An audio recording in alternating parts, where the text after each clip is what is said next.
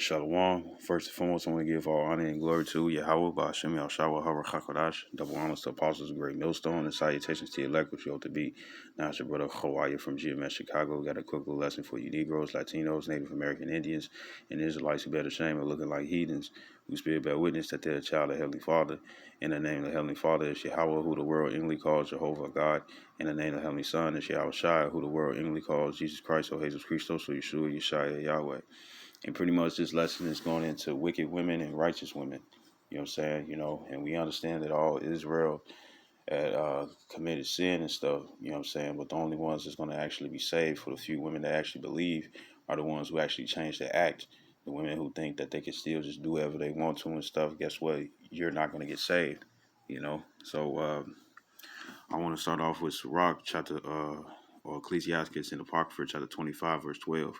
It says, the fear of the Lord, Yahweh, about Shem Yahshai, is the beginning of his love, and faith is the beginning of cleaving unto him. So it all starts with fearing the Lord. You know what I'm saying? And Scripture also says that the fear of the Lord is the beginning of wisdom. You know what I'm saying? That's when you become wise.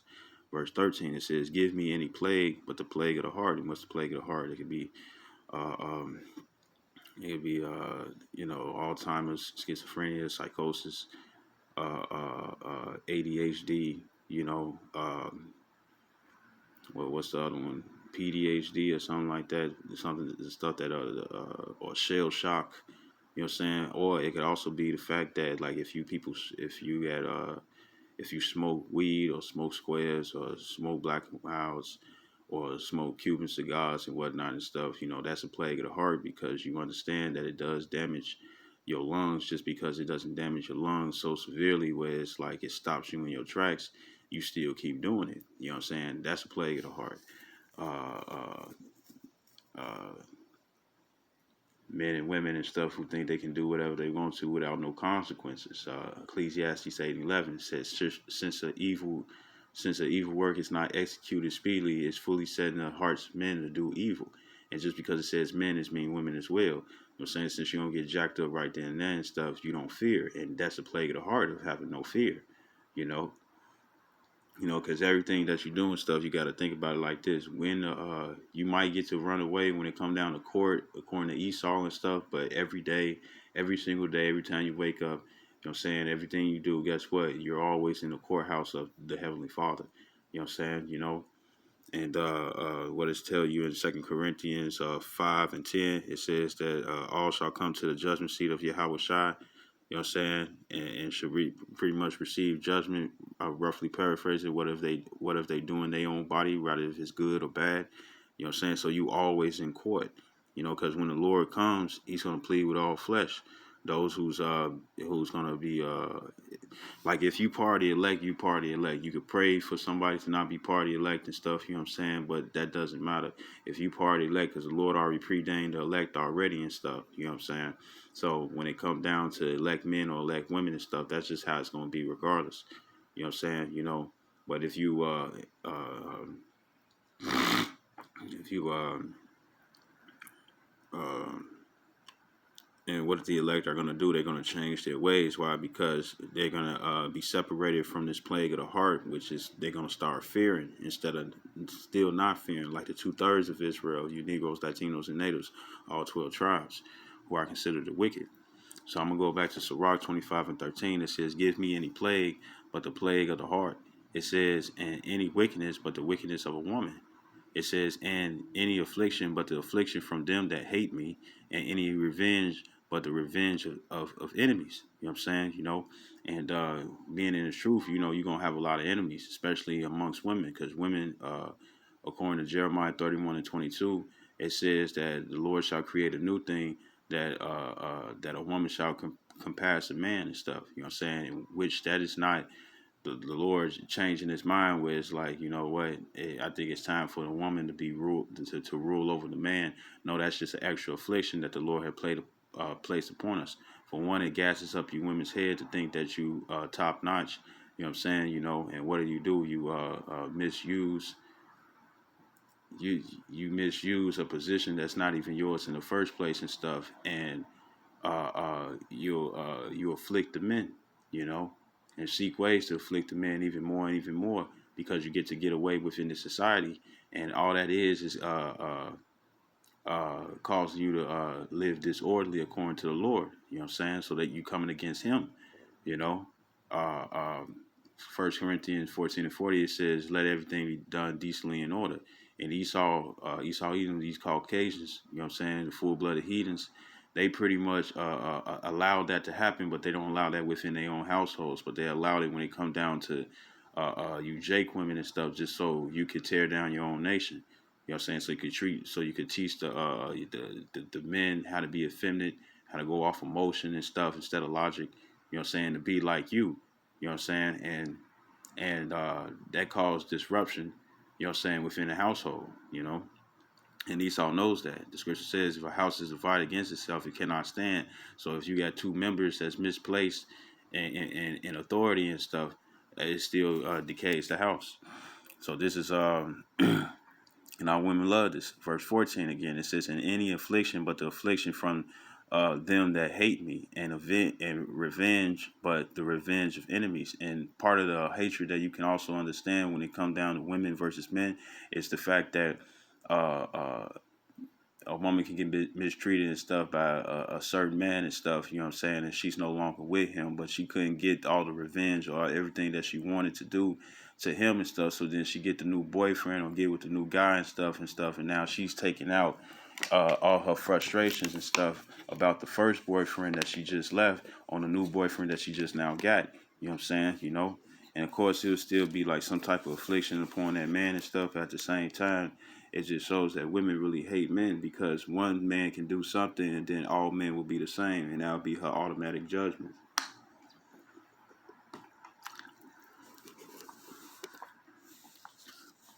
This is verse 15.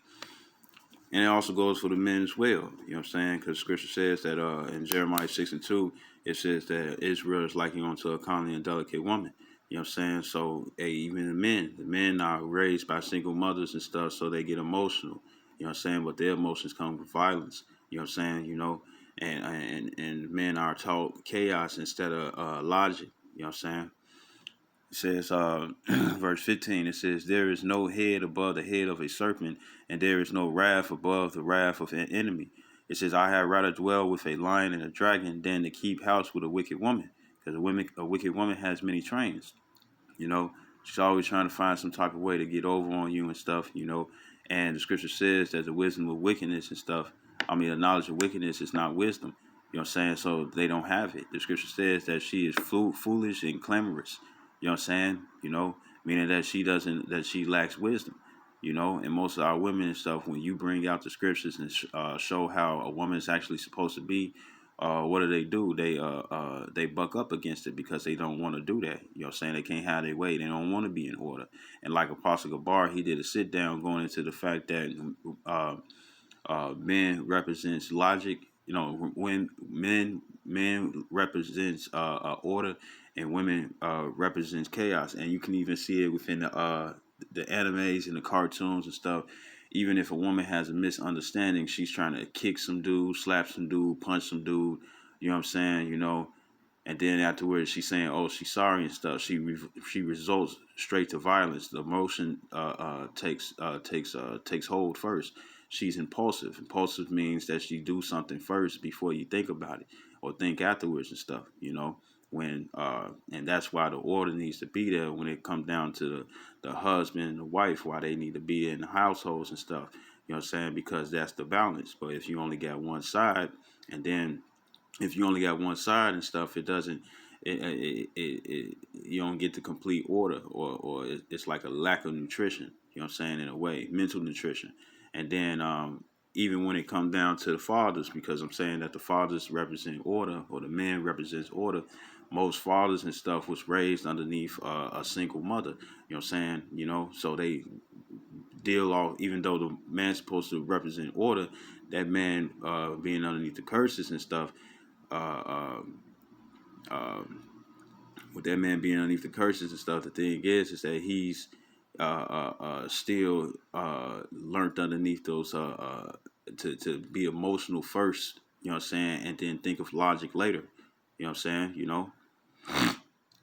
So it's still kind of messed up. You know what I'm saying? So it says, verse 17 again. It says the wickedness of no, verse 16.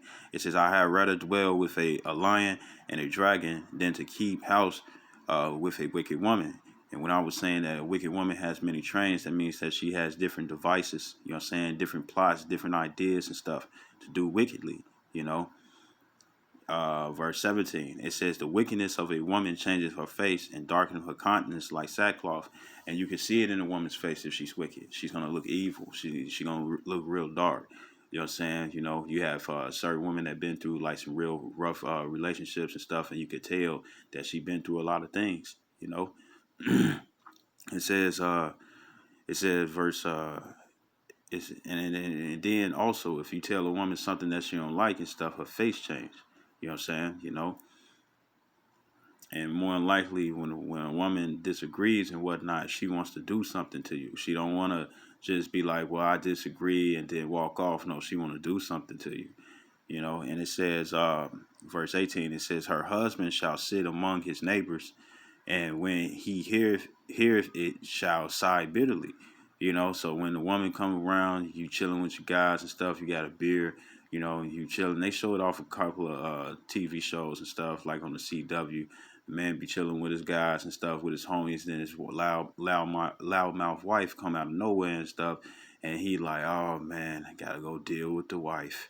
You know what I'm saying? You know, hey, you never. I seen off a man's cell phone and stuff. When his girl was calling him and stuff, instead of her name, he just called her the wife, and it just seemed kind of funny to me at the time and stuff. She was like it get on your nerves or something. But it don't have to mean that. But that's just how I took it. And it says, verse 19, it says, all wickedness is but little to the wickedness of a woman. It says, so wickedness ain't nothing to a woman and stuff. That's what she resorts to. You know what I'm saying? Chaos. She resorts to chaos, you know, and wickedness is chaos. That's why the law is there and stuff, to prevent chaos. You know what I'm saying? You know, and it's usually our women and stuff that be like, well, it's not just the women, it's men too. You know what I'm saying? But this is really towards the women. Uh, uh, Women, you tell them that they can't eat this and eat that and stuff, they have a problem. You know what I'm saying? Or they get arrogant and stuff, and be like, well, I'm gonna do this and stuff. You know what I'm saying? But if they ain't getting jacked up right then and there, you know what I'm saying? Or if they don't know to just jack up, they're gonna keep going and keep doing it over and over. So it's just little to them. You know what I'm saying? It's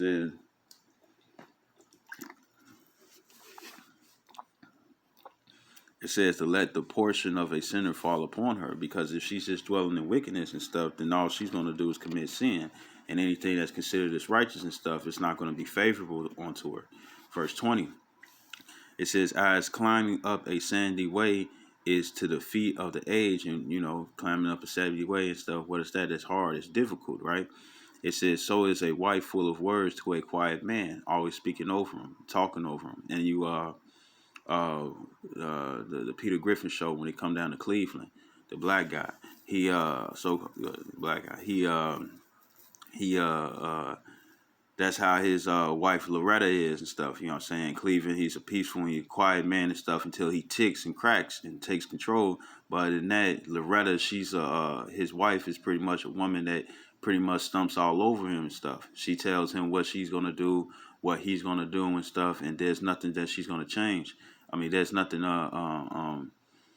he's gonna change and stuff. And you do have women out here that's like that, you know.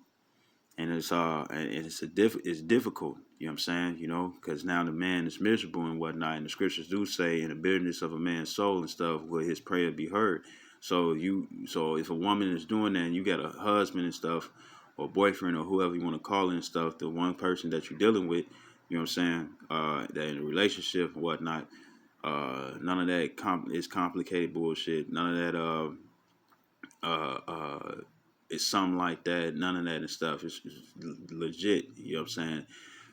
Even if you're saying that it's complicated or it's something like that and stuff, you with that man. So when it comes down to it, you know, if you treat him wrong and whatnot and stuff, you'll get messed over later on in the future, or right then and there in an instant. You know what I'm saying? You know, and everybody's trying to not get destroyed by the Lord. You know what I'm saying? It says, verse 21, it says, stumble not at the beauty of a woman and desire her not for pleasure. So don't just be like, I just want to smash and stuff, because it's a law in Deuteronomy, the 22nd chapter, where Israelite man would try to smash and keep going and stuff, you know what I'm saying, and try to run away from the consequences. You know, that woman might mess around and be she might mess around and be a lunatic, you know what I'm saying, or one of them ladies who just can't say no, or one of those girls, you know, who you know, they as soon as they get somebody and stuff, they refuse to let them go. You know what I'm saying? One of them crazy women. It says, verse 22, it says, a woman, if she maintain her husband, is full of anger and impudence and much reproach. You know what I'm saying? You know, you got certain guys and stuff where they just they sit at the crib, you know what I'm saying, all day and stuff, you know, and they the husband of a wife, you know what I'm saying? But this will be known. This will be known if you have a wife or a husband and stuff. This will be known by both parties.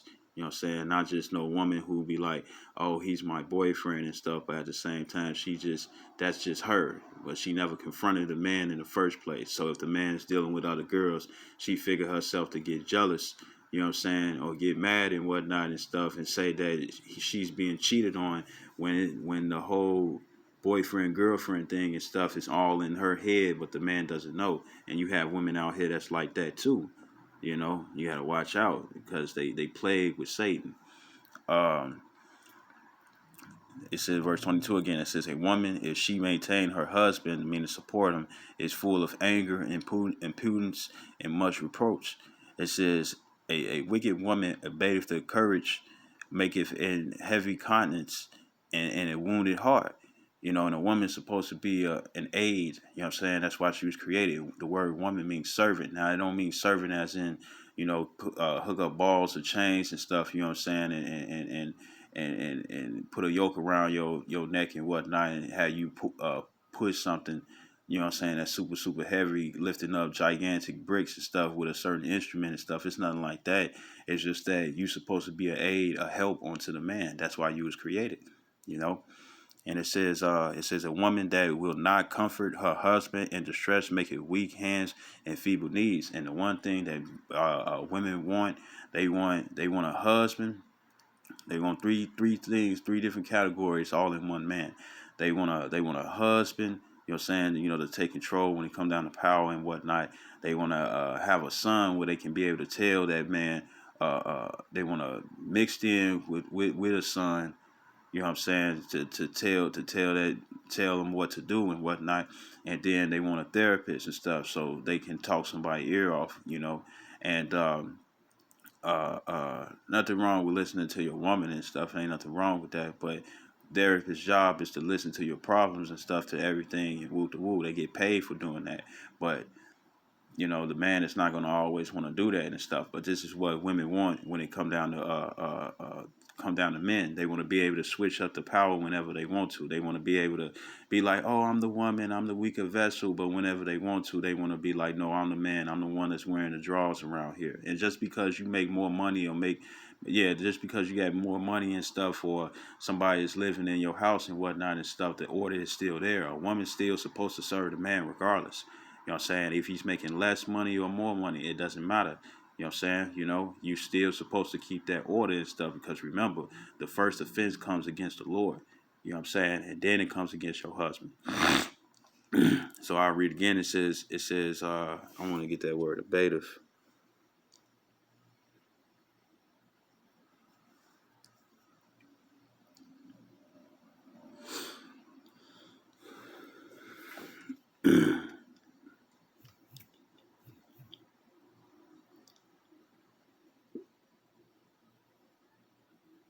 Ooh. Oh, well.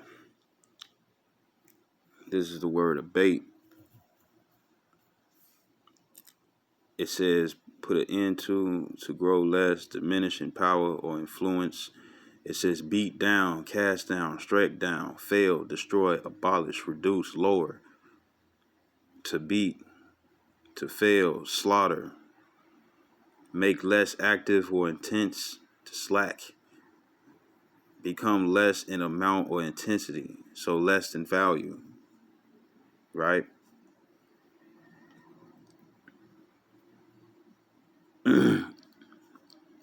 So it says right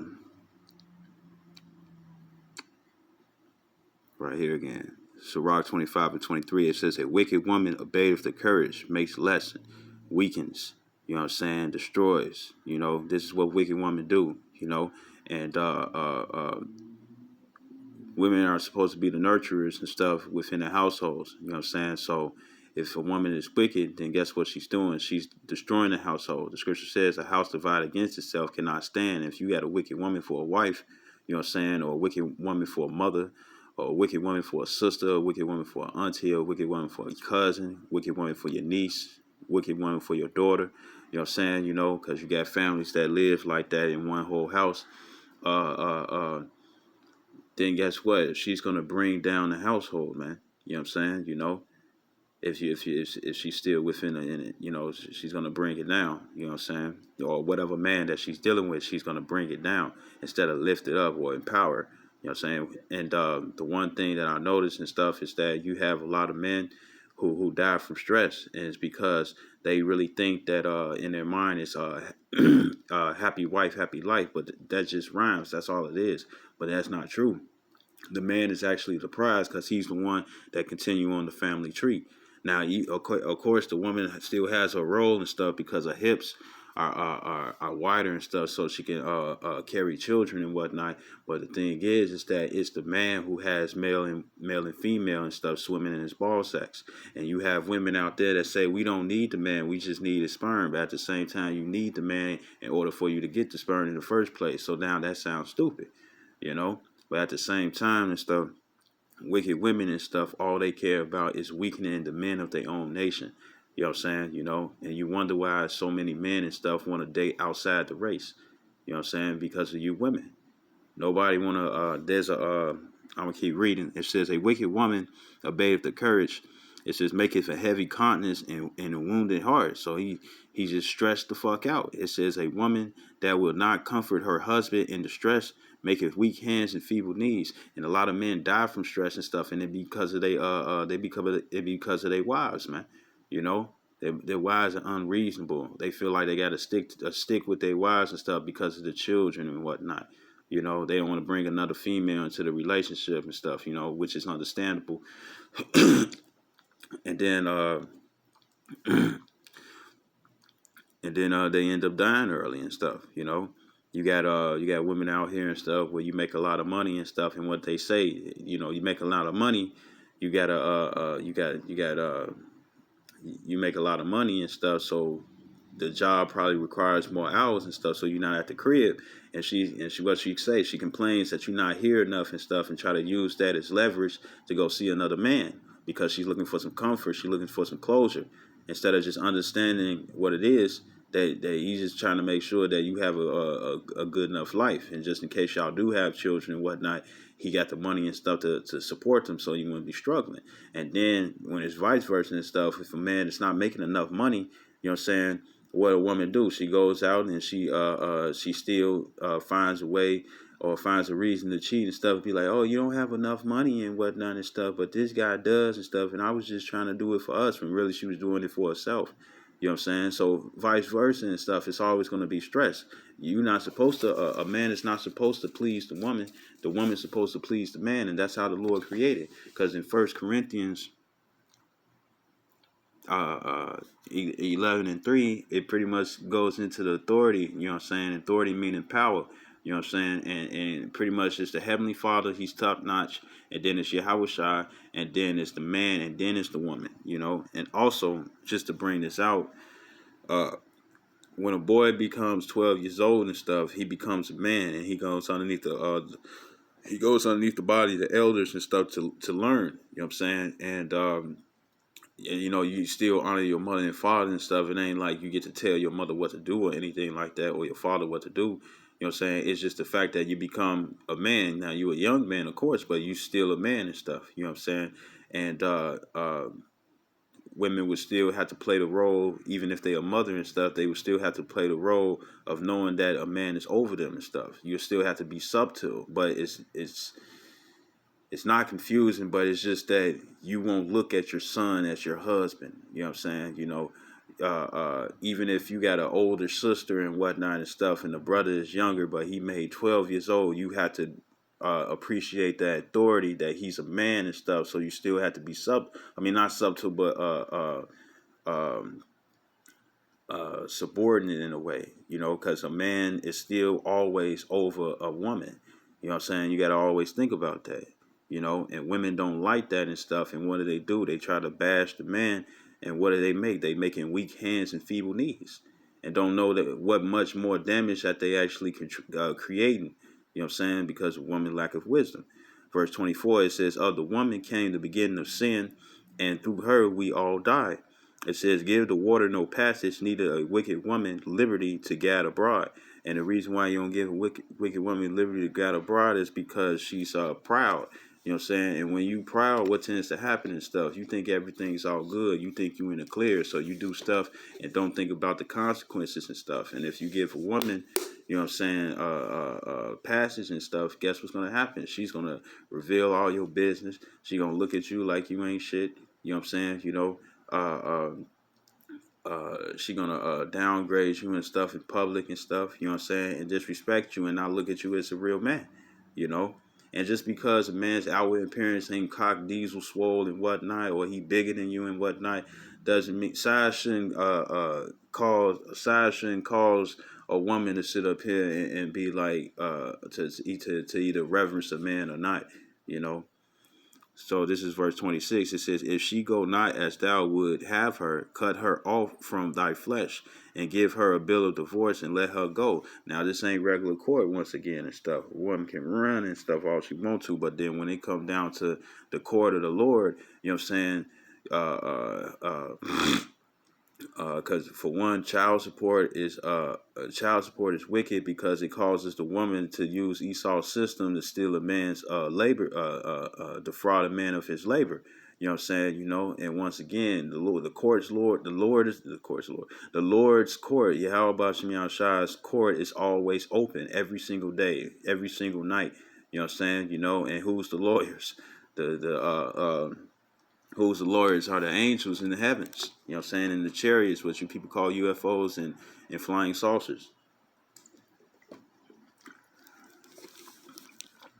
You know, so if a woman is trying to file child support on a man and stuff, well, guess what? You just committed sin, you know, because the whole book is a law. Both the regular Bible and the Apocrypha, the whole book is a law. And that's a law to not defraud a man of his labor. So when you go for child support, you're taking away from that man. Fuck Esau's court, because Esau's court is built up on wickedness. And that's why women love it so bad. But guess what? Esau knows that you women are messing yourselves over. But he ain't going to tell you because you think that you're receiving power. Ecclesiastes 7:7 says, since oppression makes a wise, right, it says, since oppression makes a wise man mad, but the gift destroyed the heart. So he gives you all these gifts and whatnot and stuff and puts you on a pedestal, but he knows that's destroying you and destroying the household. Remember, Esau is for one, Ezekiel 35:5, it says that he got a perpetual hatred. So if you're an Israelite woman, he hates you too. You know what I'm saying? Secondly, when it comes down to he'll use the woman and stuff just to get to the man, you know, and you seen that with Samson, you know, Delilah's husband and stuff, you know. The Philistines was paying Samson's wife just to find out his weakness and stuff, just to bring him down. And women will be used because they the weaker vessel, just like how the serpent beguiled Eve, and the serpent was an actual man, but he had that snakish like intentions. Snakes don't come head on. You know, snakes come with subtlety and stuff. They find ways, they think it over and stuff before they actually do it. When you put a rat or a mouse and stuff, you know what I'm saying, in a cage with a snake and stuff, that they, well, not an actual cage where they can take it out, but like a bin or a full glass box and stuff. what do? Even though the rabbit be there, even though the rat be there, the mouse be there and stuff, and the mouse can't get away, you know what I'm saying? They still try to sneak around and wait to jive at them and stuff and get them. You know what I'm saying? Because that's what snakes do. And this is what Esau does and stuff when it comes down to his enterprises, man. You know. So verse 26 again, it says, if she go not as thou wouldest have her, cut her off from thy flesh, and give her a bill of divorce, and let her go. You know what I'm saying? So you know, if you don't want to deal with the woman no more and stuff, according to Deuteronomy the 24th chapter and stuff, you're supposed to you know, give her a bill of divorce. You know what I'm saying? Or just tell her that you ain't trying to deal with her. You know what I'm saying? Now, if she want to, I know the scripture says that if she's well to please with you and stuff, let her not go. Let her not go. But the thing is that if she's too much of a hassle and stuff, and things can't work out and stuff, you're gonna have to let her go. You know, cut her off. But you can't deal with her no more. Now, if y'all on a break and only the man can declare the break, the woman doesn't have any power for this. You know what I'm saying? The man is the head in the marriage. You know what I'm saying? You know, so all things go through him. Uh, um, if y'all on a break and whatnot, you can go back and you can redeem her. You know what I'm saying? You know, but if you like, if you don't want to deal with her no more and it's done and whatnot, then once you sever it off and whatnot and stuff, you can't no longer go back with her. You know what I'm saying? You know, and if she married with another man and stuff, you can't pull her back. You know, because then that'd be adultery. You know. So this is Sirach chapter 26, verse 1. It says, blessed is the man that have a virtuous wife, for the number of his days shall be double. It says and what's a virtuous woman? It goes back to virtue, meaning good morals. You know what I'm saying? You know, it says verse 2, it says, a virtuous woman rejoices of her husband, and he shall fulfill the years of his life in peace. It says a good wife is a good portion, which shall be given in the portion of them that fear the Lord. You know what I'm saying? And whose examples of good wives? You got Sarah, Abraham's wife. You got Rebecca, Isaac's wife. You know what I'm saying? You know, you got Leah and Rachel. You know what I'm saying? And then also the two handmaids and stuff. You know what I'm saying? They was good wives. You know what I'm saying? You know, because they reverence their husbands, unlike women today. You know what I'm saying? So this would be considered a good wife, a wife that reverence her husband. It says which shall be given into the portion of them that fear the Lord. It says, verse 4, it says, whether a man be rich or poor, if he have a good heart toward the Lord, he shall at all times rejoice with a cheerful countenance. It says, there be three things that my heart fears, and for the fourth I was sore afraid. The slander, the slander of a city, the gather together of an unruly multitude, which is Black Lives Matter. It says, in a false accusation, bearing false witness, a lie against you. It says, all these are worse than death. Now, the false accusation, what women do when they can't get their way, you know what I'm saying? They try to call you a dog and whatnot, so other women won't get you and stuff. You know what I'm saying? You know, and then at the same time, they'll be like, well, I don't want to deal with you either and stuff, but all they want to do is focus on ruining your life. That's because they still love you or they like you and stuff still. Because other than that, what's with the obsession, you know? And then the lies say that you got a disease. You know what I'm saying? They try to shame you and whatnot, so women won't be liking onto you and stuff. You know what I'm saying? And that can really go real far and whatnot. But hey, the scripture says suffer wrongfully. All right. It says all these are worse than death, you know, because you're still living and you got to deal with this, you know, right? Verse 6, it says, but a grief of heart and sorrow is a woman that is jealous over another woman. And you saw that when it came down to Rachel and Leah. You know what I'm saying? You know, because Rachel was barren and stuff, and Leah was able to bear children. You know, and they was pretty much throwing it back in each other's faces and stuff. You know, and even till this day and stuff, let you sit up and like let you be best friends with you know, like, or say if, you know, your girlfriend had a best friend, she be coming around here, coming around the crib and whatnot and stuff, you know what I'm saying, and you compliment her best friend a little bit much and stuff, she's gonna be looking at you or pulling you to the side like what's going on and stuff, you know, what you trying to do, or give you one of them looks like she's uncomfortable and stuff.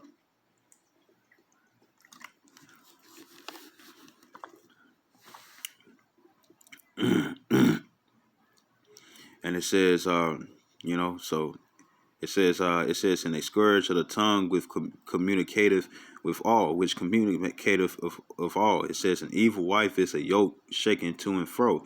And a yoke is pretty much what they had in the slave days and stuff. They had it where it's made out of metal with a bunch of hooks. So if you was running into a woods and stuff and it had real close tree trunks, you wasn't gonna be, you was gonna have a hard time trying to escape. Or they had one where it's like they tied to a bell, like how in the movie Mulan and stuff, how she took the dog and stuff and put a string around his neck in a tree that was hanging over his head and stuff, where the bone will always be in his sight, but he'll never get it. Well, it was a yoke that was like that, but it had a bell on it, so if one of the slaves tried to run away and stuff, you know what I'm saying, they could easily be found because the bell would be making noise. And another one is the one in Notre Dame where you had the old man.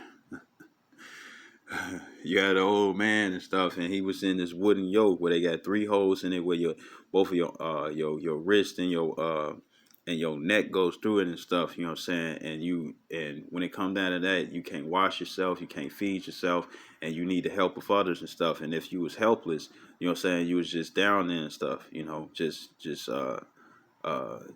Trapped. So then it says an evil wife is a yoke shaken to and fro. So imagine you in those yokes, you know what I'm saying, and stuff, and you restrained a certain type of way and somebody's just shaking it back and forth. You know what I'm saying? That's gonna hurt. It says he that have hold. Um, it says it says he that have hold of her is as though he held a scorpion, and what's that old tale about the tortoise and the scorpion. The scorpion wanted to get across the waterways and stuff, and the tortoise was like, well, if I carry you, you're gonna sting me. You know what I'm saying? So he was already aware and stuff, and the scorpion like, nah, I'm not gonna sting you, I ain't gonna sting you and stuff.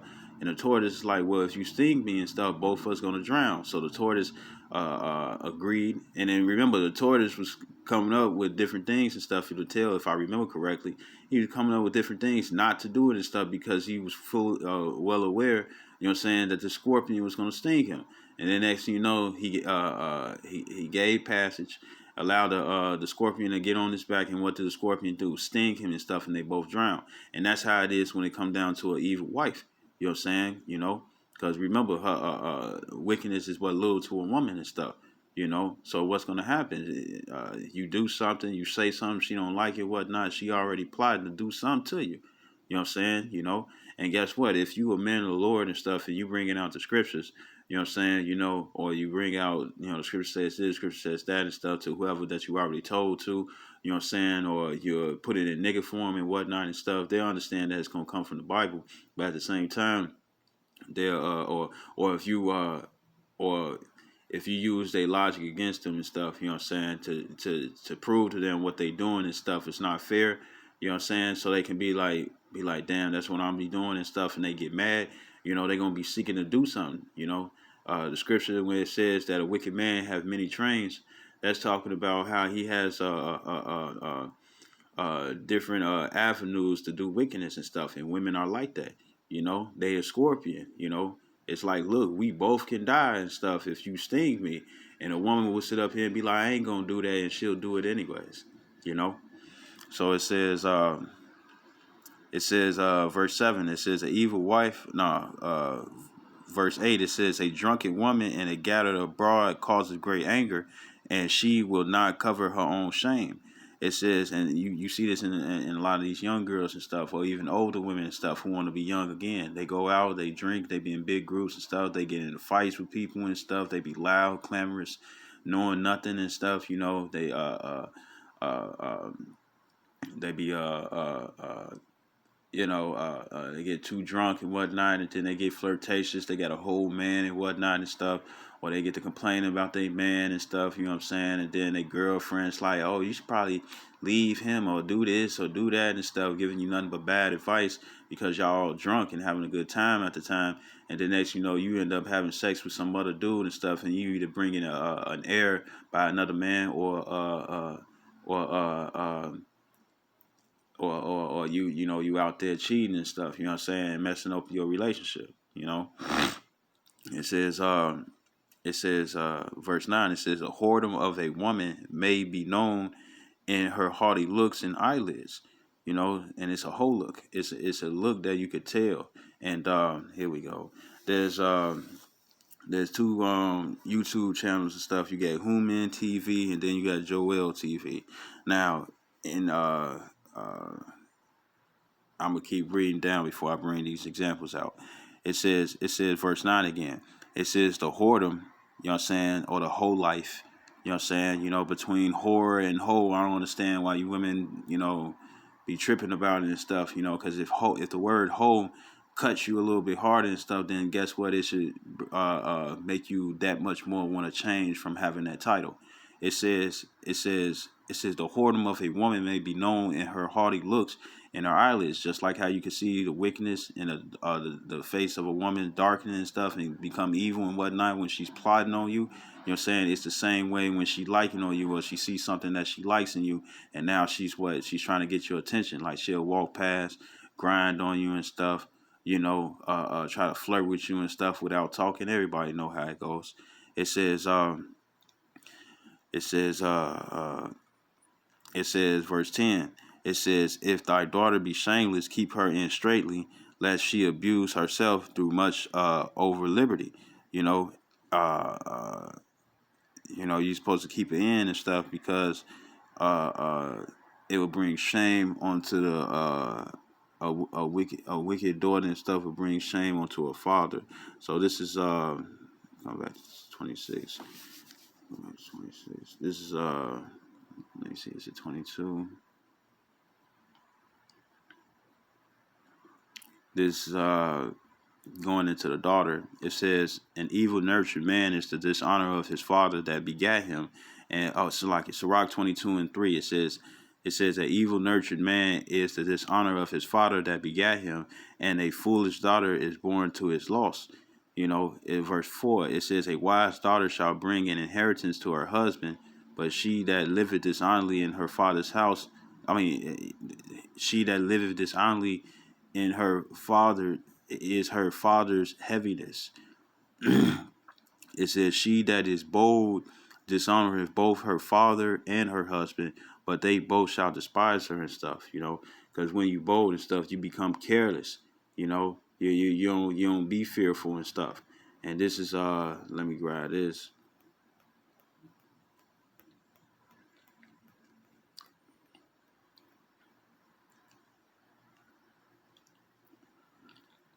This is Sirach chapter 42. I'm gonna start at verse 8. It says, "Be not ashamed to inform the unwise and foolish." It says in extreme age that contendeth with those that are young. For an example, old bottles and stuff that can't get new wine. The Lord made Josiah, which was 8 years old and stuff. He made him king over Israel, a young child. Before he even became a grown man, he was king over Israel. And then for another example and stuff, you would have somebody be like, "Man, I've been reading the good old book, the Bible, for 72 years. You can't tell me nothing about the Bible." Well, you've been reading, what I'm saying, and the Lord can cause a younger person and stuff to understand more than you. You know what I'm saying? And that's possible because the Lord can do all things. It says, "Thus shalt thou be truly learned and approved of all men living." It says, verse 9, it says, "The father waketh for the daughter when no man knoweth, and the care for her taketh away sleep. When she is young, lest she pass away the flower of her age, and be married, lest she should be hated." It says, verse flower of her age and stuff. Virginity. It says marriageable age. It says in her virginity. It says, "Lest she should be defiled and gotten with child in her father's house." It says, "In having an husband, that not lest she should misbehave herself, and when she is married, lest she should be barren." It says, "Keep a sure watch over a shameless daughter, lest she make thee a laughingstock to thy enemies, and a byword in the city, and a reproach among the people, and make thee ashamed before the multitude." And when women are whores, you know what I'm saying? When they a bunch of hoes and whatnot, the thing is that that's a shame onto your father. You know what I'm saying? Because it shows that that your father didn't raise well and stuff. Because uh,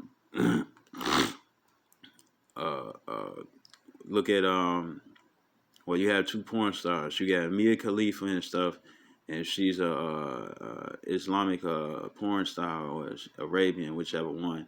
She's Arabian, hijab. That's how they say it and stuff. Hijab, and she had her family disowned her because she became a porn star and stuff because it's gonna bring shame back onto the family and the father and stuff. It's gonna be like what happened, like what caused her to be a porn star, what caused her to sell her body for sex, you know what I'm saying, what caused her to do that, like what did you do and stuff, you know what I'm saying. And when it comes down to Pinky, she's also a porn star, and pretty much and then it's just sexual entertainment and stuff, you know what I'm saying. Ain't nothing wrong with porn, it's they're just a bunch of hoes. So pretty much it was a documentary that came on a channel afterwards and stuff, and what happened was that uh her father, one of his homeboys and stuff, you know what I'm saying, showed the video and stuff, and it was like, that's your daughter. And when they was in the interview and whatnot and stuff, the father was like, you could tell in his face, like he he probably sitting up there like, I support her and that's what she want to do, but really he was ashamed that his own daughter, because this is somebody he's changing diapers and stuff, and now everybody running up in her, you know what I'm saying? And then she getting paid for it. Yeah, she got money and stuff, but it's still a shame. He that's the one thing that most guys and stuff, they don't want daughters because they fear them from becoming hoes. You know what I'm saying? Or doing some messed up things and stuff. That's what they fear.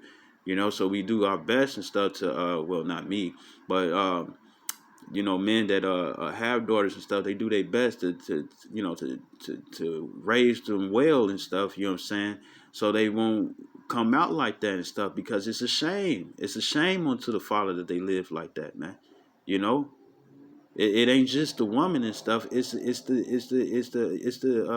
ain't just the daughter and stuff that's doing that and stuff. It's also it's not gonna, the weight is not just gonna come onto the daughter and stuff because she's doing it. It's gonna come back onto her father, because it's gonna be like, what happened, you know and then two now Pinky's father didn't disown her and stuff, but I know he was embarrassed and stuff because now his homeboy is looking like, damn, your daughter can do that, woo to woo.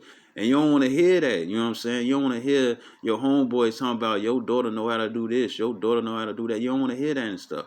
You know what I'm saying? You're gonna be ready to fight, but it ain't gonna even be your fault. It'll be your daughter's choice that brought that shame. And everybody gonna know that, that's your daughter and this is what she do and stuff, you know. Um, and Miz Khalifa and Miz, not Wiz, but Miz Khalifa and stuff. When it come down to her, they might, if she went back home and stuff, they'll stone her. They'll kill her. You know what I'm saying? It says verse 12. It says behold not everybody's beauty, and sit not in the midst of women. So uh, don't you got women, they dress provocative, they call it comfortable and stuff, but really it just shows off their curves and whatnot. And it's like, don't look, because you're gonna be enticed. You know what I'm saying? Now we in the flesh, Matthew 26:41, it says that the spirit is indeed willing, but the flesh is weak. You're gonna see a woman, who got curves. She might be thick, or she might be chunky, chubby, however you like it, very skinny, or slender and whatnot and stuff. You know what I'm saying? And or she might be a midget, because it's a brother who like midgets. You know what I'm saying? Because he's sort of a dwarf in a way. You know what I'm saying? But just a short man and stuff, and he like midgets and stuff. You know what I'm saying? Shoot, I did with a midget, but pretty much, everybody likes what they like. And the thing is that when you got women saying that they dress comfortable, they got that one suit or the pencil skirt, so they wear the sundresses, knowing it's a little tighter. The sundress is usually supposed to be loose and stuff, but what the women get it, they get it tighter, you know. And they wear the coochie cutters and stuff, you know what I'm saying? They wear the chop tops and the crop tops and the tops that show off their cleavage, you know what I'm saying? Or their breasts got to hang and they don't wear no bra with it and stuff because the shoulders are out and the back is out. You know what I'm saying? They do that and stuff just so they can be seen, you know, but not just seen of their husband. And it says, behold, not everybody's beauty, you know what I'm saying? Because, it could cause you to be like, damn, she thick than a mug, or man, I like the curves on her. You know what I'm saying? When it comes down to the brother Matas and what he likes, you know what I'm saying? Or it might be brothers that like skinny girls that got cute faces and stuff, or they just like skinny girls, slim, real slim girls. So you got brothers out there that like and I'm not just saying brothers in the truth and stuff, but it's also brothers that just Israelites in general and stuff. Every Israelite got a specific type. Salaki for the rambling. But I'm trying to really make this point. And uh, uh, uh, if another man's beauty, meaning his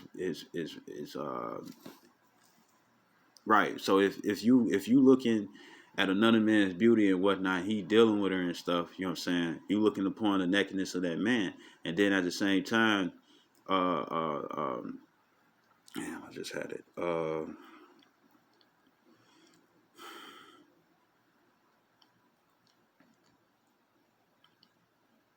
Right. The scripture says that to not to look upon a woman, and in the New Testament, and that doesn't mean to that you could. It says he that look upon a woman and stuff already committed adultery, and that's not talking about if you got co-workers and stuff. You know what I'm saying?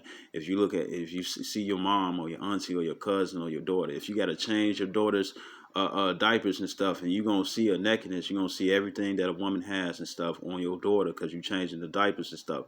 Are you committing adultery? No, you're not. What it is that if you think about having sex with that woman and that woman is taking and stuff, you already committed adultery. You know what I'm saying? And adultery for a man is a man to have sex with another man's woman, and adultery for a woman is a woman to have sex with another man, even though she has one already. You know what I'm saying? So it says, behold, uh, oh, so like I said it wrong. Behold, not everybody's beauty, and sit not in the midst of women, because women have vibrations. Everything has a vibration here, even rocks. But women has a vibration of wickedness and stuff. You know what I'm saying? Unless they've been well nurtured from the ground up. But most of our women are not like that and stuff. Most women are taught how to manipulate. You know what I'm saying? From evil older women. You know what I'm saying? Who've been mistreated, misused, or went after the same thing, you know what I'm saying, same type of guy and stuff, and expected a different outcome. You know what I'm saying? All the women want some thug guy, tough guy and stuff who can attract all the women and whatnot and stuff, but then want them to be loyal. You know what I'm saying? They want women be wanting dogs. You know what I'm saying? But don't want them to be dogs. That's insanity. You know what I'm saying?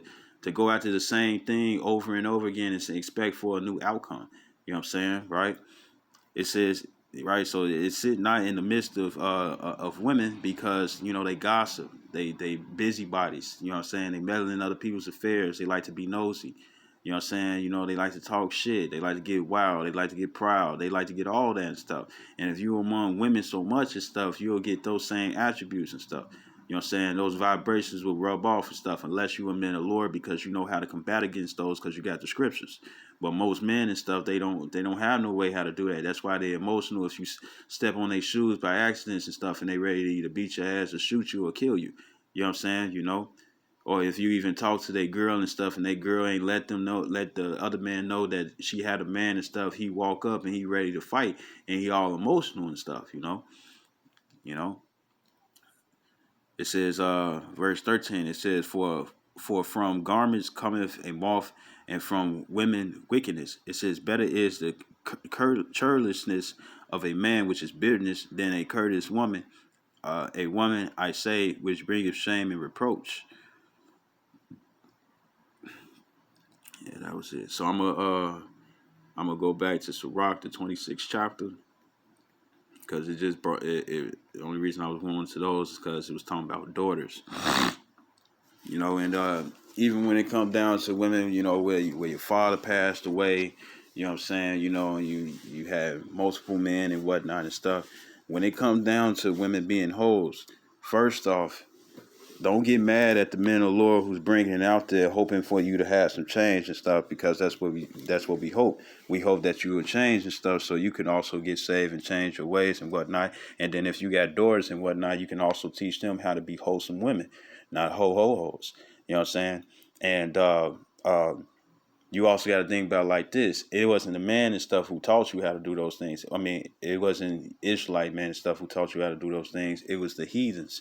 Esau, Edom and stuff is the one who said that you could break up and get with this man and get with that and stuff, because remember, he was plotting against you to come against the Lord in the first place. So you should blame Esau, Edom, so-called Caucasians, the full-blooded heathens. You should blame them because they the ones who within the society, Joel 9 and 24, it says the earth is getting into the hands of the wicked.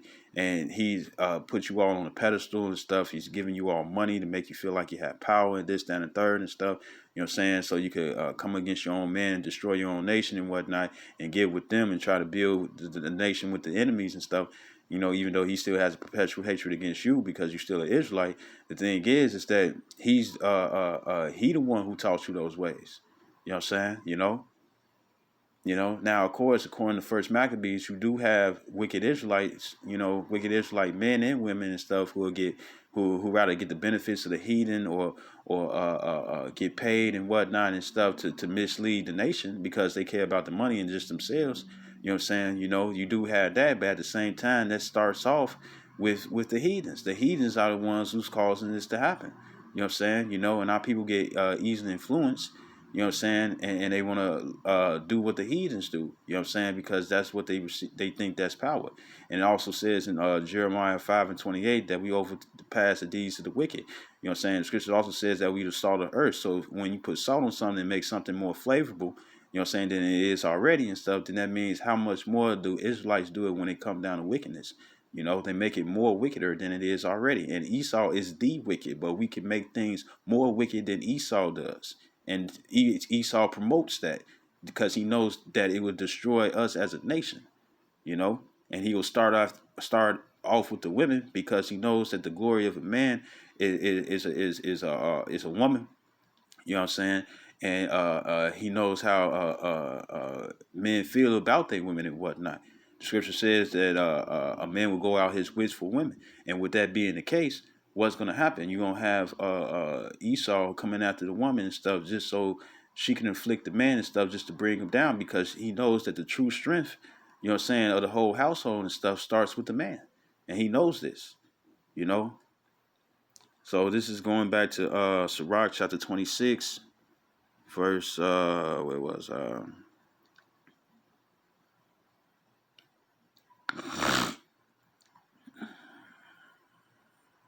okay. This is back in Sirach chapter 26, verse 10 again. It says, if thy daughter be shameless, keep her in straitly, lest she abuse herself through overmuch liberty. And that word less means that not she abused herself through overmuch liberty. So she won't get ashamed. So she won't do anything that she regrets. You know what I'm saying? That's going to put her name out there and whatnot. Or get her a title that she don't want. And it says, watch over him, impudent eye, and marvel not when she transpass against thee and stuff. Now, wickedness is but little to a woman. You know what I'm saying? She feels some type of way, she's gonna go for emotions and stuff, and then think later about the consequences after she done whatever she done, and marvel not because she's the weaker vessel. You know what I'm saying? So she's gonna do these things and stuff. So always understand and stuff. This is the capability of a woman and stuff that she'll do uh, more wrong. You know what I'm saying, than right. And it's the same way for the man. We do more wrong than right as well and stuff. But at the same time, with the woman being a weaker vessel, you know what I'm saying, it's gonna happen a little bit more. You know what I'm saying. Now when it comes down to women that's doing their best to change and believe in the Lord, whether if you with a husband or you're looking for a husband or you're just trying to change your ways and change your household and whatnot and stuff to follow after the Lord and stuff, or a widow, you know what I'm saying, and you just by yourself and whatnot and stuff, unless the Lord change how that's going to be, if that's according to your life, or if not, you know what I'm saying, you really trying to change your ways and whatnot, you going to stumble. All Israelites still stumble. That's why it says in Proverbs 24:16, it says that a just man falleth 7 times, but get back up again. But the wicked fall into mischief. You know what I'm saying? And you have a lot of women and stuff that's going to fall into mischief. That's our other 2/3 because they don't want to change. They despise the ways of the Lord. So in order for them to actually reverence the Lord and stuff, or reverence any man and stuff, or husband, they gonna have to receive it after death by pain. You know, because just like when it come down to our children, right? A woman will sit up here and probably boast or talk to their girlfriends and whatnot. Like, I had to beat Ray ass, or I had to bait Shay ass. I had to do this and do that and stuff because she was just acting a fool and stuff. She was saying, back talking, and I told her to do this and do that, and she or he wouldn't do it and whatnot. So I had to grab the belt. You know what I'm saying? And you women really think that you all wouldn't get disciplined if you keep disrespecting the Lord or disrespecting the order. If you got a man and stuff and you come and trying to overpower the man, you know what I'm saying, or usurp authority over the man and stuff, you really think the Lord is not going to discipline you? You know what I'm saying? You know, he might give you a couple of slaps on the wrist and stuff, you know what I'm saying? But what's going to happen is that he's going to start judging you. He's going to start bringing out that belt, you know, and you see it. Women are being put to death. Women are getting beat, you know what I'm saying? You know, and if your own children and stuff can get in line after they get beat because they remember the pain and they fear not getting that pain and stuff, then what you think's going to happen when it come down to you women that continue to be unruly, you know? So this is verse 12. It says, she will open her mouth as a thirsty traveler when he have found a fountain. And, you know, open a mouth. You know what I'm saying? What it is BJ. Blowing rod. And it says, and drink of every water near her. It says, it says, by every hedge will she sit down and open her quiver against every arrow. And what's a quiver? A quiver is something that holds arrows and stuff. So the arrows are the penises, you know what I'm saying? And the quiver is a cooch, you know what I'm saying? You know, so she's just laying it out, you know?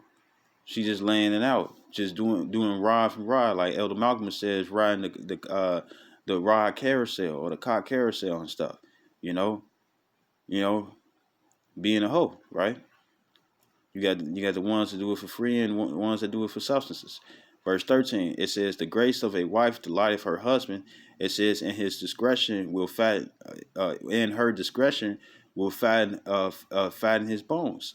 It says, a silent and loving woman is a gift of the Lord. So it's a gift to receive a type of woman like this. It's a gift to receive a virtuous woman and stuff. Now, once again, most of our women and stuff, no, all our women are messed up in the mind. I mean, not crazy or nothing and stuff, but, you know, they want their own way, and they live within the society where they've been taught that they get their own way, you know, that they're above the man and stuff, you know what I'm saying? Happy wife, happy life type mind frame and stuff, right? And which is not true and stuff. And the thing is that there's going to be elect women that's going to be part of the 1/3 that's going to come out of their mind frame and have the mind frame of a virtuous woman. And it's still going to be some arguments here and there and stuff. She might try to use scriptures against you and stuff, but it's not going to work because in the end, all you got to do is just show who has authority and stuff. So when it comes down to it, you know, there's going to be certain women who's going to get out of those mind frames, you know what I'm saying, who's going to change, right? Who's going to change their ways, you know? And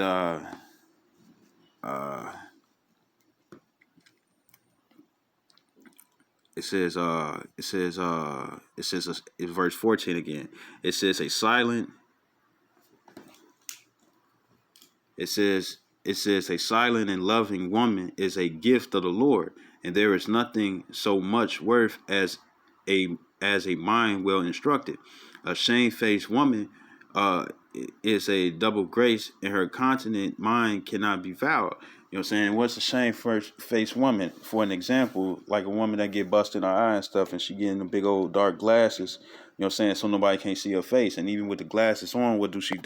She try to make sure that she don't look directly and stuff, so nobody can't see the bruise, so they won't ask what happened and whatnot and stuff. You know, or be like, damn, you know what I'm saying? So nobody won't ask about it and stuff. You know what I'm saying? It says verse 16. It says, as the sun, when it arises in the high heaven, so is the beauty of a good wife in the ordering of her house. You know, because remember, the second in command would be the woman, you know, underneath the man, you know. So if the man is gone and whatnot and stuff, you know, she's the head person in charge. You know what I'm saying? Right? So, whether it's her house or his house, you know what I'm saying? You know? So it says, it says,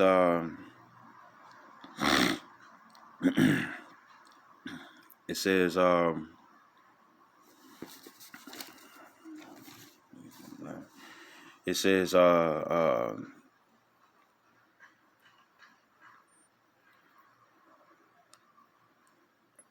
what was verse 17, it says, as the clear light is upon the holy candlestick, so is the beauty of the face in ripe age.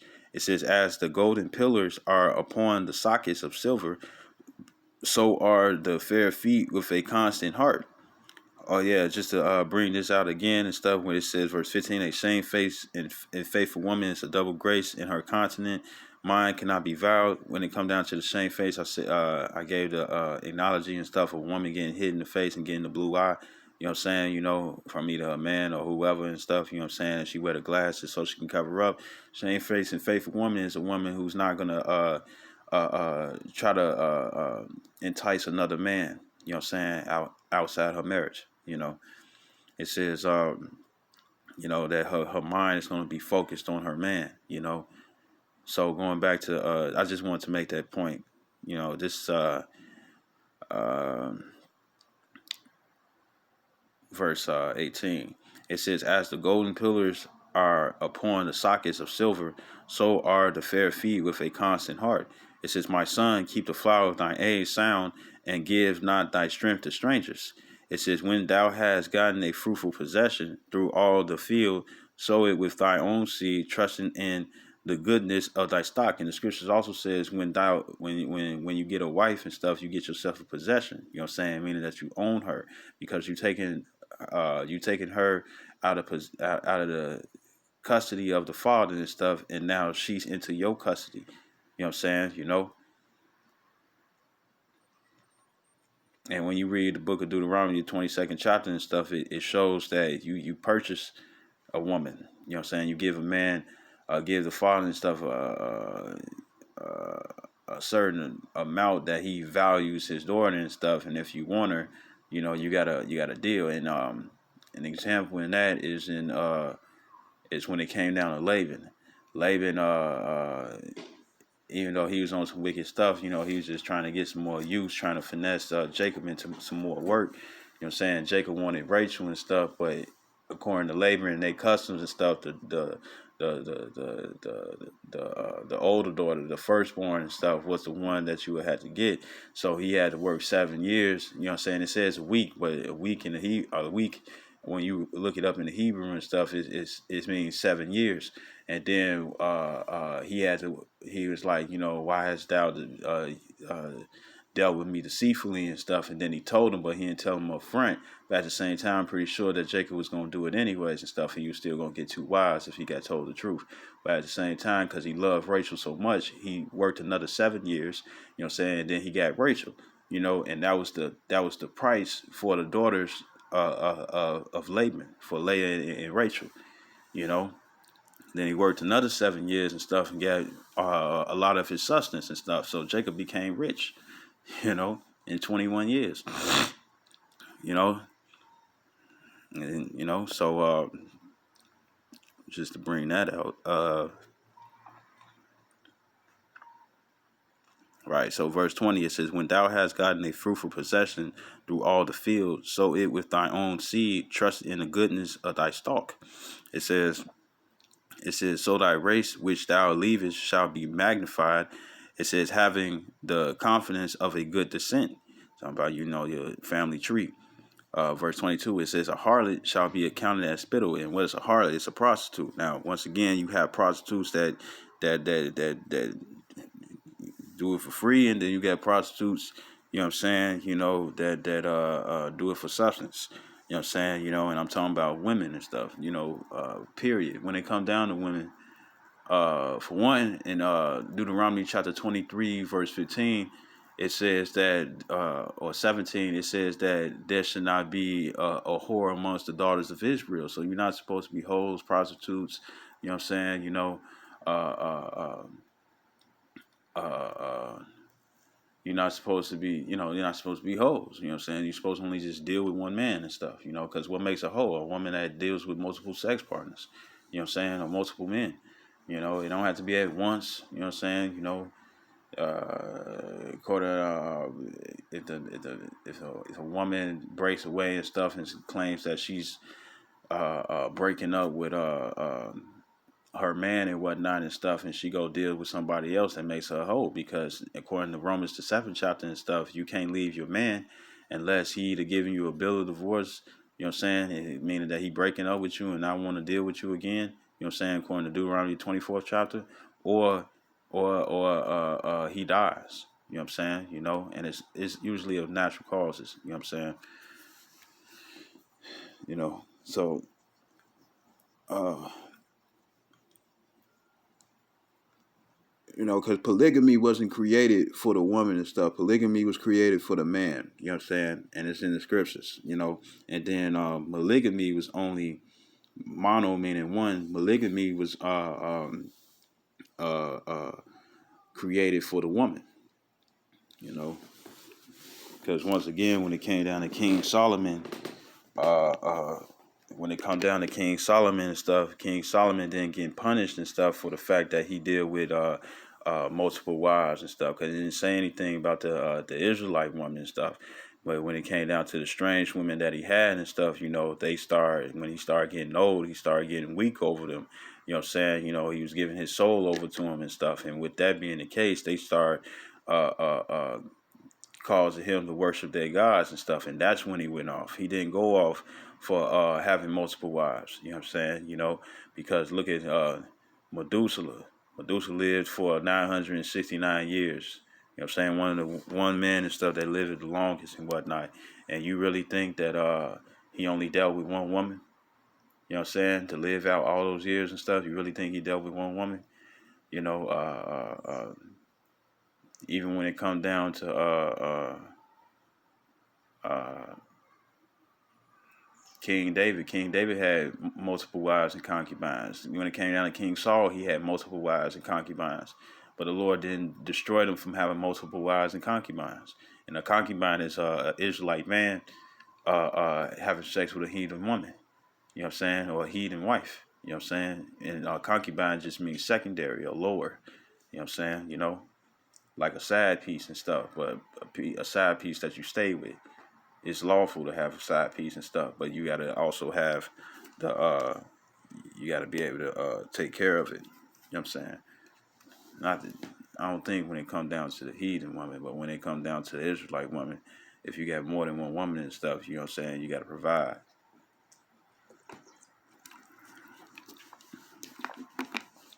And then for the I guess it would be the same way, speaking as a man, I guess it would be the same way when it comes down to a concubine and whatnot and stuff, because you still be considered her provider. You know what I'm saying? But for all you women out there, it's like, well, the man's supposed to provide and stuff, so I'm going to stay at home. We don't live in a society where it's like that and stuff. If you got a job, keep working. You know what I'm saying? you know, if you looking to stay within that house and have to pay off that death note, which is called a mortgage and stuff, you know what I'm saying, make sure you keep working, because ever since you wanted civil rights, the civil rights movement, the women's rights movement and stuff, Esau had found a way to not just tax the husband, but also find a way to tax you and your kids because of that. So now you got to go out there and work too, unless the man has that type of job and stuff. But they due to COVID-19, that job is not like that. You know what I'm saying? verse 22, it says, Salaki, but verse 22, it says, a harlot, which is a hoe, shall be accounted as spittle, meaning spit. When you spit on the ground and stuff, you're not looking at it as value and stuff. That's why you spitting on the ground. You ain't trying to swallow it. You ain't trying to pull it back up and save it for later and stuff. You're not doing that, you know. It says, but a married woman is a tower against death to her husband, you know, because she's an aid. You know what I'm saying? You know, woman means servant. Now, it don't mean to put chains and yokes and stuff on your body and cause you to move heavy bricks with certain machinery and stuff. It don't mean that. But a woman was created to serve a man. Now, you got to also remember this. Remember when the Lord was creating in Genesis, the 2nd chapter, different aids when it came down. Aids meaning helpers, you know what I'm saying, not diseases. But different servants and stuff, you know what I'm saying, or supporters, you know what I'm saying, for Adam, you know what I'm saying, he came out with different animals and stuff, and that was the first thought, but it didn't work. So then that's when the Lord created a woman, you know what I'm saying, you know, she should be woman because she was taken out of man and stuff, and you could read that in First Corinthians 11, but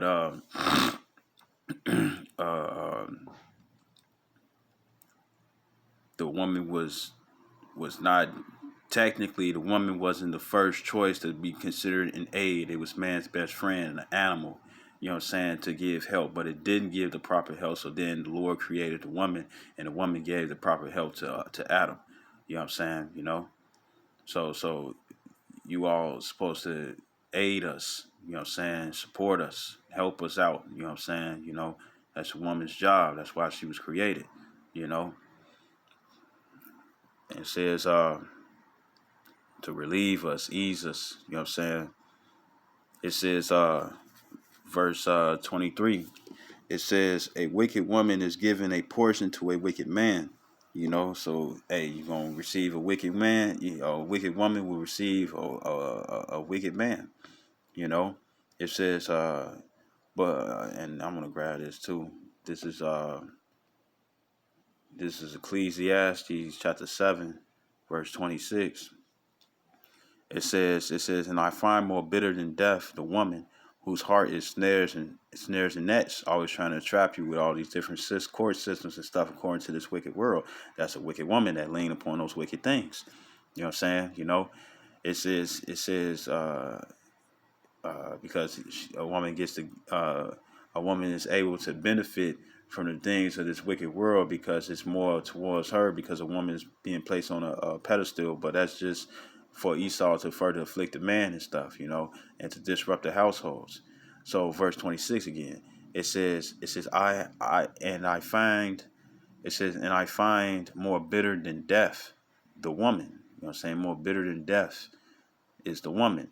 It says, whose heart is snares and nets, which are traps. You know what I'm saying? You know, and what is heart? The heart is the Hebrew word lob, the la in the Bible, which means your mind. You know, so she always thinking about entrapping somebody or entrapping or setting somebody up. You know what I'm saying? You know, to find some way to control and stuff. And what happened to Jezebel? Jezebel had control over many prophet men. You know what I'm saying? And she used authority over men. And what was the end cause for her to be put to death? And the thing is that it wasn't like she died and then she got put to death. She was alive and she got eaten up by dogs. You know what I'm saying? Wild dogs ate her up. You know what I'm saying? You know, it says, and her hands as bands, you know what I'm saying? Whoso pleaseth the Most High shall escape from her, but the sinner shall be taken by her. You know what I'm saying? And that's that the portion of a wicked woman is given onto a wicked man. You know what I'm saying? You know, she's gonna be able to deal and whatnot. Now, understand this: there might be some guys and stuff where it might be several different ways of how the Lord is going to cause you to be able to escape. Either the woman she'll break up with you and leave you and whatnot and stuff, or you know you break up with her. You know what I'm saying? You know, or the Lord just puts her to death, you know what I'm saying, later down the line and stuff, because her, like everybody else, every Israelite sins and stuff, it's gonna keep raising and keep raising. The more that you do, it's gonna keep being added on and added on and added on. And the more it keeps getting added on and stuff, if a woman is not trying, if you're trying to deal fairly with the woman and stuff, and you're a man of the Lord and whatnot, the Lord will take her out. And if she's not leaving because she pleads to dwell with you, because she gets to do wicked things to you and stuff, well, guess what? The Lord will put her to death. You know what I'm saying? Great death is coming to our women and stuff because they don't want to change.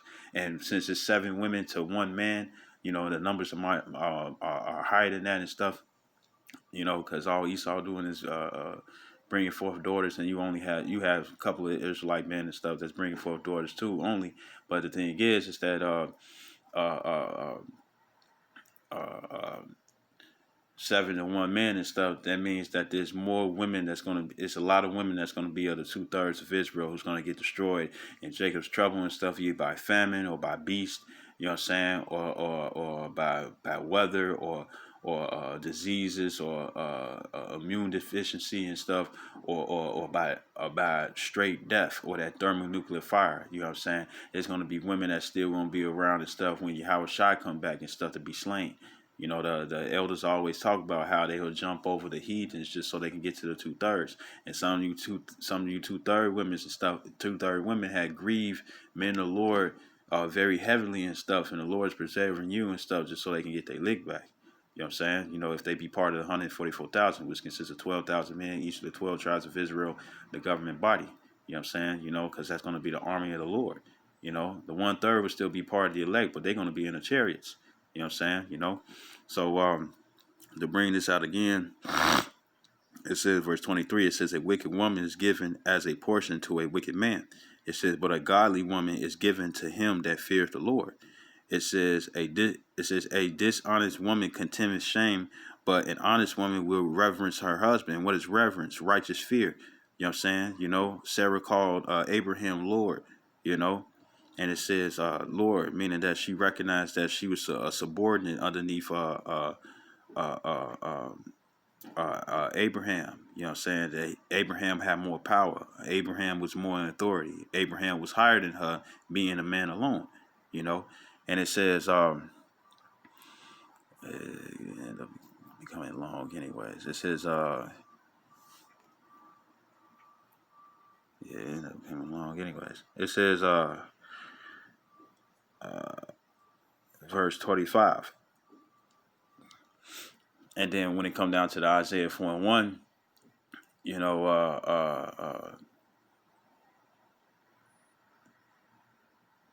when it come down to the Isaiah 4:1, it says 7 women shall take hold of 1 man. You know what I'm saying? And I'll just grab it because it's going to go into the reverence of the husband, right? So this is Isaiah chapter 4, verse 1. It says, in that day 7 women shall take hold of 1 man, saying, we will eat our own bread and wear our own apparel. And what this sound like and stuff, why would you be bringing this up? It says, only let us be called by thy name to take away our reproach. And that's talking about, the reproach is talking about their shame. You know what I'm saying? But it says, we will eat our own bread, their own food, and wear our own apparel, their clothes. It says, only let us be called by thy name to take away our reproach. So that sounds like a bargain. You know what I'm saying? It's showing that it's not like how men go up to the woman and stuff. It's like, can you be my girlfriend, or can we talk, or can we get together? Can I take you out on a date and stuff? It's going to be vice versa. You know what I'm saying? That's what's finna come in Jacob's trouble. You know what I'm saying? The Lord is putting men back on a pedestal because they the ones who's head in charge, and I'm going to grab these too. This is Isaiah. And it's going to be many women. A lot of you women and stuff that be like, oh, I should just be enough. It's not going to be like that, because it's going to be many women that's part of the 1/3, which is a lot of Israelites, a numeral number. You know what I'm saying? You got Israelites that look like heathen women who are actually Israelites and stuff. You know what I'm saying? That's going to be part of the 1/3. You know what I'm saying? Men, women, and children who are Israelites, who believe, no matter how they look, you know what I'm saying, who are going to be saved as well underneath 1 man. You know. So this Isaiah 13 and 12. It says, I will make a man more precious than fine gold. Women would throw a man to the side for some money right now, but that's what's going to change when the Lord comes. It says, even a man than a golden wedge of Ophir and stuff. If a woman came across some gold and stuff versus some dollar bills, what you think she going to go for? She going to go for the gold first. You know what I'm saying? But at the same time, knowing how greedy women are, they're going to try to go for the cash as well. That's why women lean upon these different systems and whatnot, you know what I'm saying, to take men's money away. Women don't care about the man being in a relationship. They don't care at all. They care about the man's substance. You know what I'm saying? That's all they care about and stuff. And they don't care if that man dies or anything and stuff. You know, well, what's the movie? It's called Meet the Browns and stuff. And when the father when Mr. Brown had died, you know what I'm saying? I think that was his name. And all the women was there and stuff because they was hoping to see what they was going to be able to receive. They just cared about the money. They ain't, even if it was a comedy video and stuff. The thing is that they ain't care about they ain't even care about him passing away and stuff. They just cared about what they was left. You know what I'm saying? You know, that's the disgusting of these women, man. You know. But all that's going to change. So I read again. It says, I will make a man more precious than fine gold. So man is going to be more valuable than money, more valuable than gold. Precious stones, more valuable than a house. You know what I'm saying? Why? Because they're going to be protected by the Lord, and women going to want that same protection.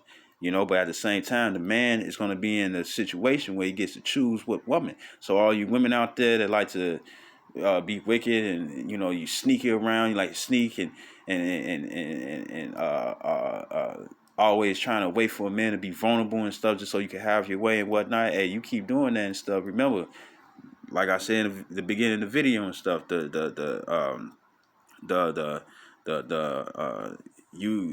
you gotta go to this location, that location, just to go into Esau's court. But everywhere you walk, every time you wake up and go to sleep, you always in a courtroom of the Lord, and He sees that, man.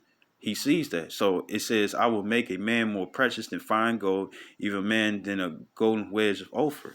And this is what's the other one? 32. Now this is Isaiah chapter 32, verse 2. It says, verse 1, it says, behold, a king shall reign in righteousness, and princes shall rule in judgment. Right?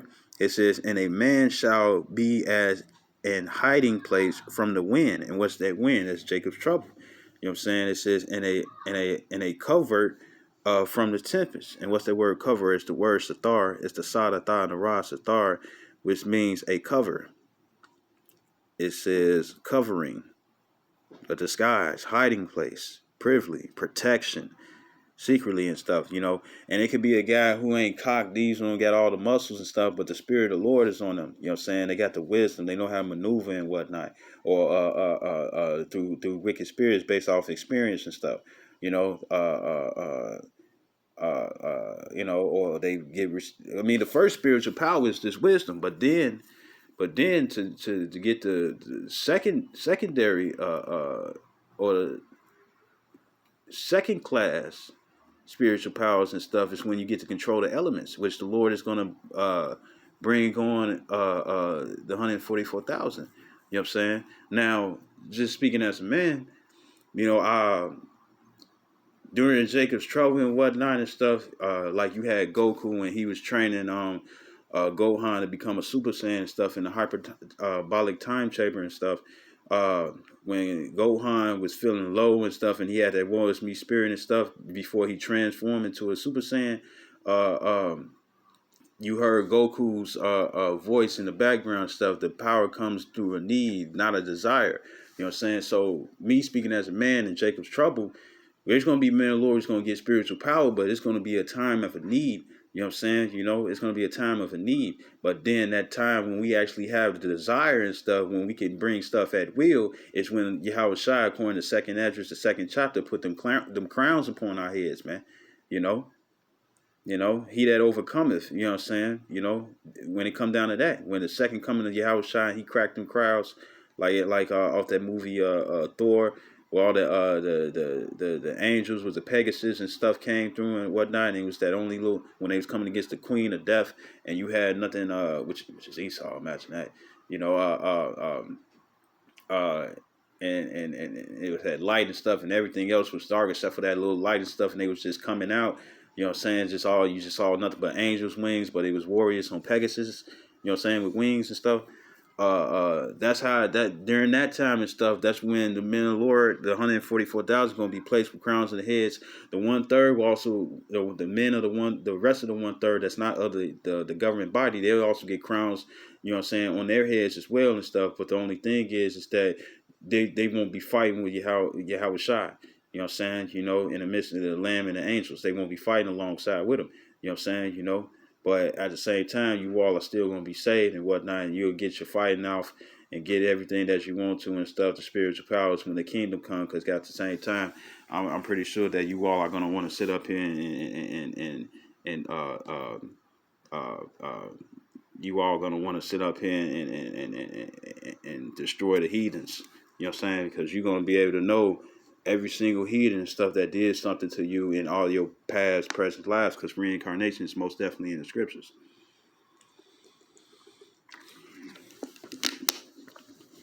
But going back to the value of the man, it says Isaiah 32:2. It says, "And a man shall be as a hiding place from the wind, and a covering from the tempest, the storm." It says, "As rivers of water in a dry place." You know what I'm saying?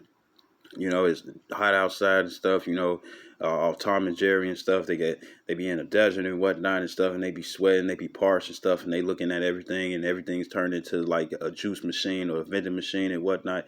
You know, as you see some water or some coconuts and stuff, you're gonna be running to it.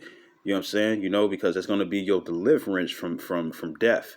It's going to be your deliverance from dehydration. You know what I'm saying? Which leads to death. You know what I'm saying?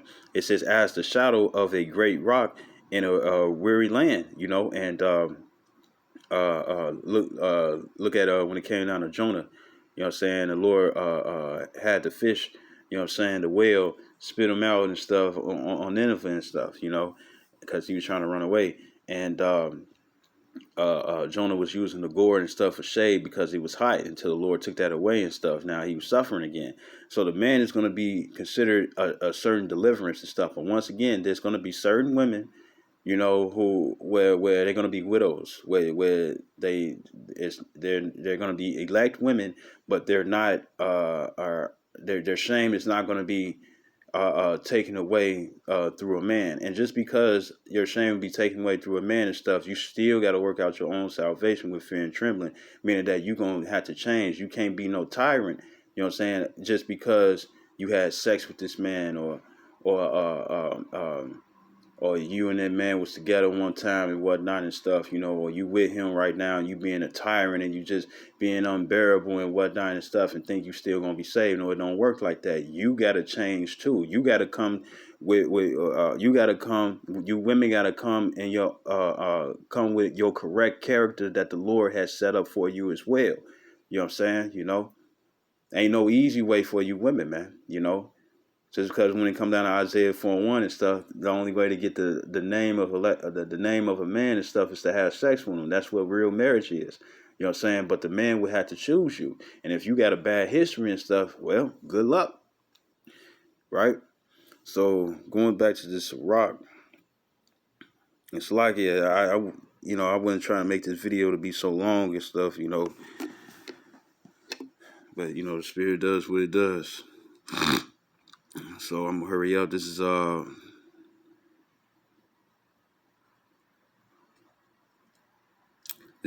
Sirach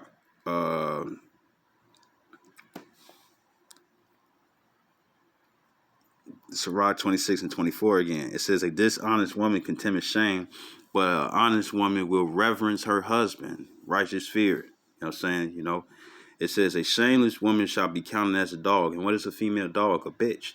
You know, And for all you women and stuff don't like the harsh words and whatnot and stuff, guess what? When it come down to you and your peers, you calling each other bitches all day, calling each other hoes, keep calling you all sluts and stuff. You know what I'm saying? But as soon as some or if you got a homosexual friend and stuff, you know what I'm saying? That's the only time that a man can call you a bitch or a hoe and stuff, you know what I'm saying, without you being getting offended. Well, the disgrace and the shame that you show yourself and whatnot, you're allowing everybody else around you, you letting them know that it's okay to call you a bitch. You allowing them to know that it's okay to call you a hoe. And then when it comes down to your behavior or your conversation, you know what I'm saying, your nostrophe and stuff, your behavior, you know what I'm saying, it shows if you a bitch or a slut, man. You know? And that goofy ass slut walk and whatnot, you women would never be able to change that word into a good sense. You know? The only sense that you bring in and stuff is that you just want men to come for sex. That's all you're looking for. You want to be a harlot. You want to be a hoe. That's what you want to be. You know? Ain't no way around it. Like Future said. A bitch gonna be a bitch. A hoe gonna be a hoe. A killer gonna be a killer. That's all you need to know. Ain't no way around it.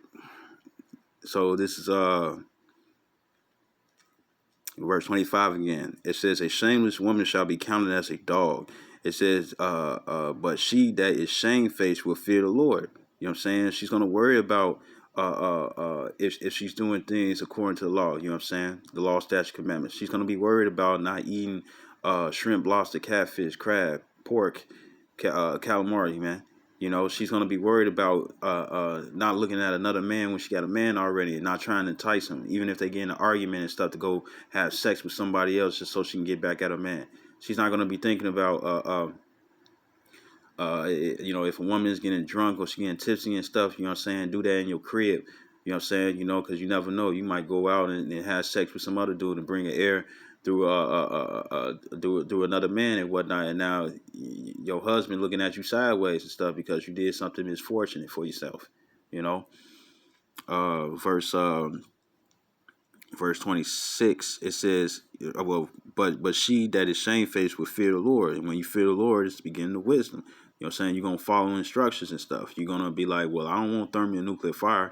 And there's been plenty of women and stuff that, brothers had did either sit downs on, you know what I'm saying, or show the video and stuff with the Lord.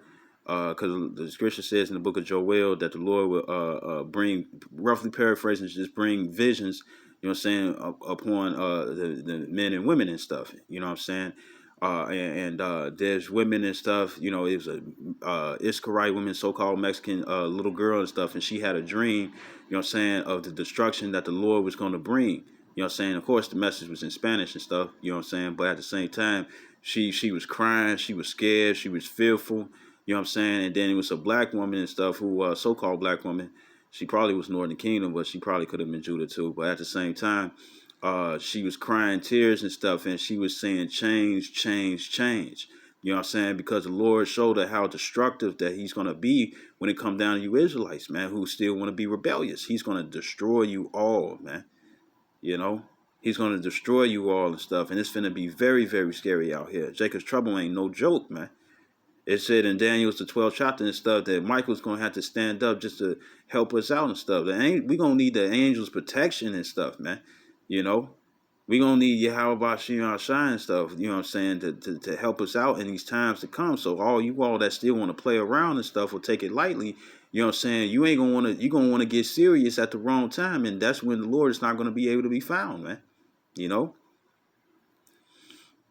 So it says, verse 26, it says, a woman that honoreth her husband shall be judged wise of all. See? It says, but she that dishonoreth him in her pride shall be counted ungodly of all. It says 27, it says, a loud crying woman and scold shall be sought out to drive away the enemies. And, that's what tends to happen. When it come down to loud women and stuff, nobody wants to be around, or she got an annoying voice like old girl off the TV show called Friends. You know what I'm saying, that Ross was with and stuff, who had that laugh. Nobody wanted to be around her because she was so loud, So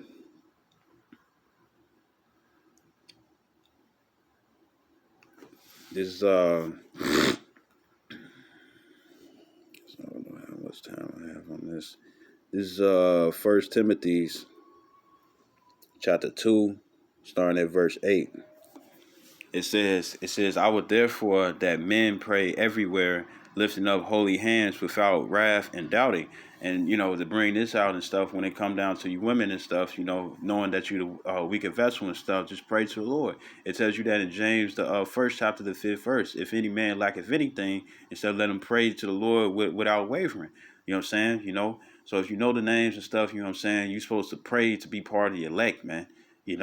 Not praying, oh, let me get this nigga, or let me be able to take his money, and let me have a baby by him so I can ruin his life, or let him catch this, or let him catch that, or let him get this, or pray that he get jumped. You know what I'm saying? That my brothers get him, or that my cousins get him, or my friends get him and stuff. Or he get shot. No, don't pray for that. Pray that you be part of the elect and stuff, because remember, you the weaker vessel. You know what I'm saying? And it's more of y'all that's going to get destroyed than men. So it says, verse 9, it says, in like manner also that women adorn themselves in modest apparel. You know what I'm saying? And what is modest apparel and stuff? You see the Islamic women and stuff with a Arabian hijab, you know what I'm saying, women and stuff. And what do they do? They cover, they got the hood on, you know what I'm saying, which is actually the apparel that Israelite women would wear. You know what I'm saying? Back in like old movies like 12 Years a Slave and Goodbye Uncle Tom and stuff, the women would be dressed with hairdressers and stuff, and wide dresses and stuff, man. Where their hair would be covered and whatnot. You see a lot of Haitian women, the so-called Levites. I mean, the so-called Haitians who are the Levites and whatnot. When they living the way that they do and stuff, they still live like that. Trinidadians and stuff. Certain like usually you see it amongst the older women and stuff, but even amongst the younger women, they be covered where you can't see their body. Now you might have certain women and stuff where they blessed with a rack, you know what I'm saying, they blessed with a caboose, you know what I'm saying, and they got a nice shape and whatnot and stuff. But modest apparel is not to wear skin tight clothes, because for one thing, you have a lot of men out here that be like, oh, they want a trophy wife. But when you got a trophy, it's out there for show. But then men get mad and stuff, or you'll see different comedies and stuff where comedy skits and stuff where a man will have his girl and stuff. Her breast out, you can see her nipples. If she got nipple rings, whatnot, top crop, whatnot. And this is what women call cute and stuff. They'll call it sexy and whatnot. But what's the base word of sexy is sex, and that's what you promoting, right? So and you call it comfortable and whatnot. Women know what they do when they put them tights on. They go to the gym. You looking for a man. You know what I'm saying? If you already fit and whatnot and stuff, you're looking for a man. You're looking for somebody to take you out. Or you'll wear something that shows off your curves and whatnot to the club so you can attract men. So men that out there that be like, this is a trophy wife and whatnot and stuff, they go out there. What do? They get mad if another man is looking at their girl. You know what I'm saying? But if she's covered up, like how the Islamics, you know what I'm saying, where they just how the Arabians wear, where you just see nothing but the eyes, or you do see it like at certain colleges, you got women, they still wear the pants, or they'll wear the entire whole thing and stuff. They'll wear the drapes and everything with the hood. You know what I'm saying? You just see their face, and a lot of them women be fine. You know what I'm saying? But at the same time, they'll wear that and stuff, and you can't see their figure. Now, if you married onto a woman and she's like that and stuff, and or she not like that, but she got the modest apparel on the thing. The thing is that you don't have to worry about no other man liking her, because if no other man can see her figure, you know what I'm saying, say you and another man got the same taste and stuff, and your woman is showboating everything that she got and stuff, he gonna be liking on her, and then the possibility of thinking about adultery or thinking about having sex with her can actually come to pass. But then if she's covered up, then guess what? A man ain't gonna even look at that. You know what I'm saying? Because he can't see what would entice him. You know what I'm saying? And once again, I want to bring this out. When it come down to women that twerk, you know what I'm saying? You could twerk, but the thing is, you got to twerk for your own man. Not no OnlyFans where when you got a man and you twerking and you shaking that ass for everybody else to see and stuff, so you get paid for it. No, you only shake that ass for your man. You know what I'm saying? You could twerk, you flap them cheeks all you want to and stuff, but you got to do that only for your man. You can't do it for nobody else. You can't even do it for other women and stuff. You know what I'm saying? You got to do it for yourself. You know. I mean, do it not for yourself, well, if you want to in the mirror, if you want to, but you can only do that for your man. So there ain't nothing wrong with twerking. The only time twerking is wrong is when you're doing it for everybody else to see. You know. So it says,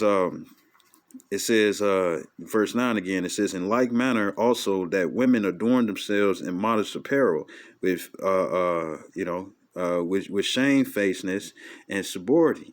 It says, and what's the word sobriety? Sobriety is, it says soundness of mind, that is sanity or self-control, you know. It says not with broided hair or gold or pearls or costly array. It says, but which becometh women professing godliness with good works. You know, and what are the good works? Doing even if you don't have a man yet, you know what I'm saying, and you're looking for a godly man, the thing is that you got to put on the works. You got to still follow the laws, statutes, commandments to the best of your ability, the ones that you have power to keep, not picking and choosing which one you want to do. You know what I'm saying? The ones that you had that's within your power to actually still keep. You know what I'm saying? Not what you think or what you want to, or you decide, no, this is what is in your power. You know what I'm saying? If you can stay away from eating certain foods and stuff, then guess what? Buy chicken, buy lamb, buy beef, buy quail. You know what I'm saying? Buy goat. You know what I'm saying? Ox. You know what I'm saying? Buffalo. Buy that. You know what I'm saying? Uh, uh, uh, um, no crab, no lobster. You know, put the butter sauce or something else that's lawful. How about you do that? You know, uh, uh, um, uh, you know, wear the right clothes. Order your children right and stuff, because I'm pretty sure you ain't the only one that's just so selfish where it's like, I just want to be saved, but my children can go to hell. No, you're going to try to teach your children the correct way. And it tells you that in Deuteronomy, the 6th chapter, and it also goes for you men that get children as well. Teach your children to follow the ways of righteousness, because if that's the only way that they know, then that's the way that they're going to be about. Just like all they know is wickedness when it come down to this world. You know what I'm saying? And that's what they fight for, to keep it, because that's all they know and that's what they grew up in. But if they grow, if they convert it, if the Lord allowed it and stuff, and they convert it and they come back and they fall away, so how about Shem Shai and stuff, you know what I'm saying? Then everything's all good, everything's all good. But just bring that out. So talking about the good works. So verse 11, it says, let the woman learn in silence with all subjection. What's that word, subjection? It's the word subordination, right? To be underneath, silence, right? It says, but I suffer not a woman to teach. So all you female pastors and stuff, that ain't your job. You going off. The whole book is the law, both the regular Bible and the Apocrypha.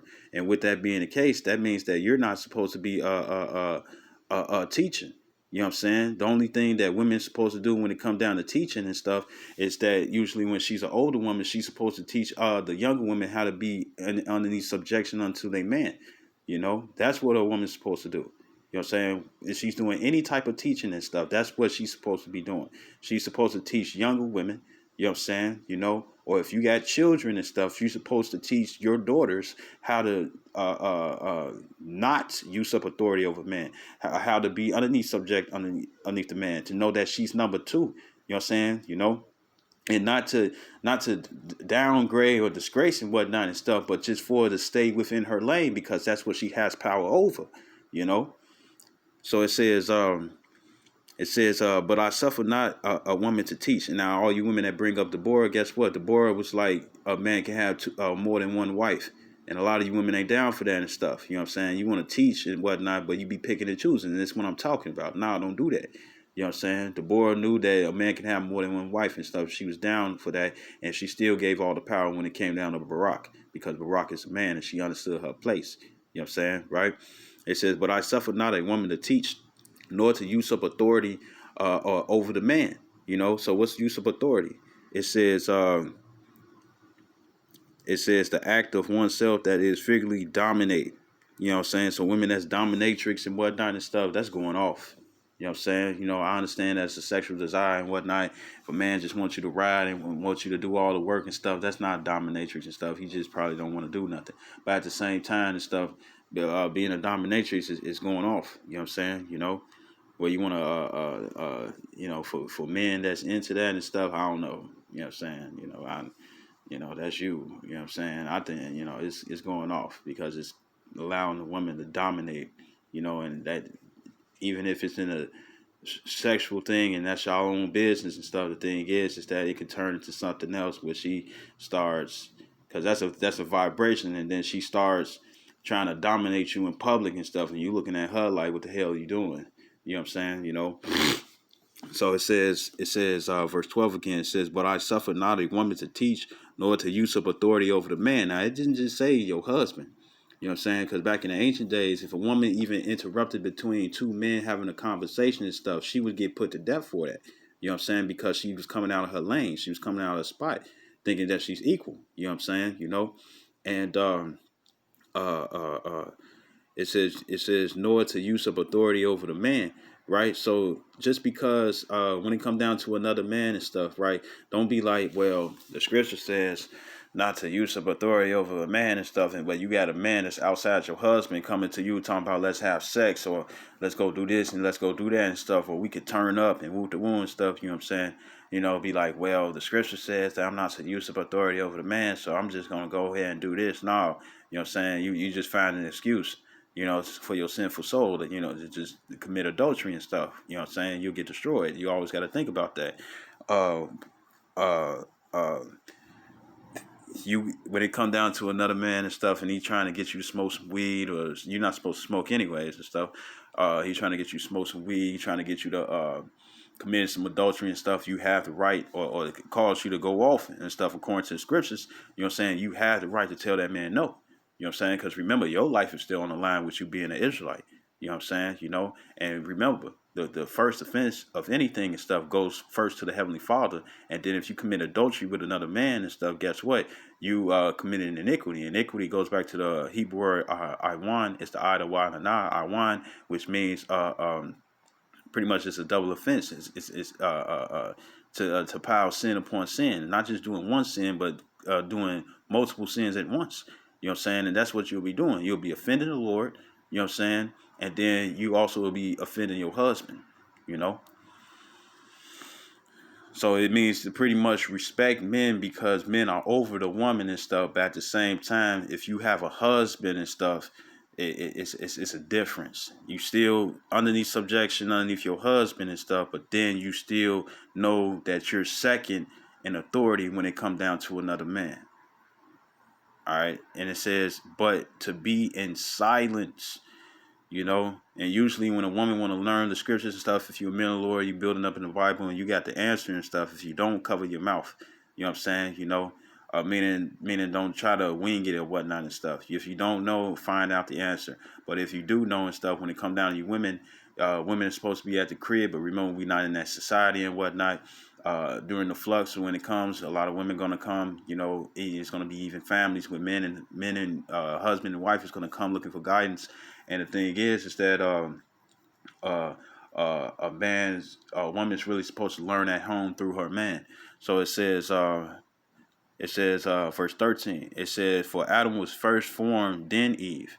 It says, and Adam was not deceived, but the woman being deceived was in the transgression. And what is transgression? The word transgression is violation, breaking, transgression, committing a crime. Crime of what? Crime against the law, statutes, commandments according to the Bible.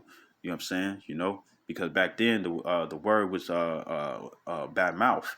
You know what I'm saying? Instead of being written down like how it is now and how it was when it came down to Moses. You know what I'm saying? And when it came down to scribes and writing it down and stuff, it was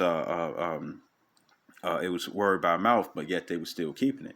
Verse 15, it says, notwithstanding, she shall be saved in childbearing. Now, the saved in childbearing and stuff is talking about for the kingdom. Now, you might have men, the Lord, and stuff that might have children and whatnot and stuff on this side.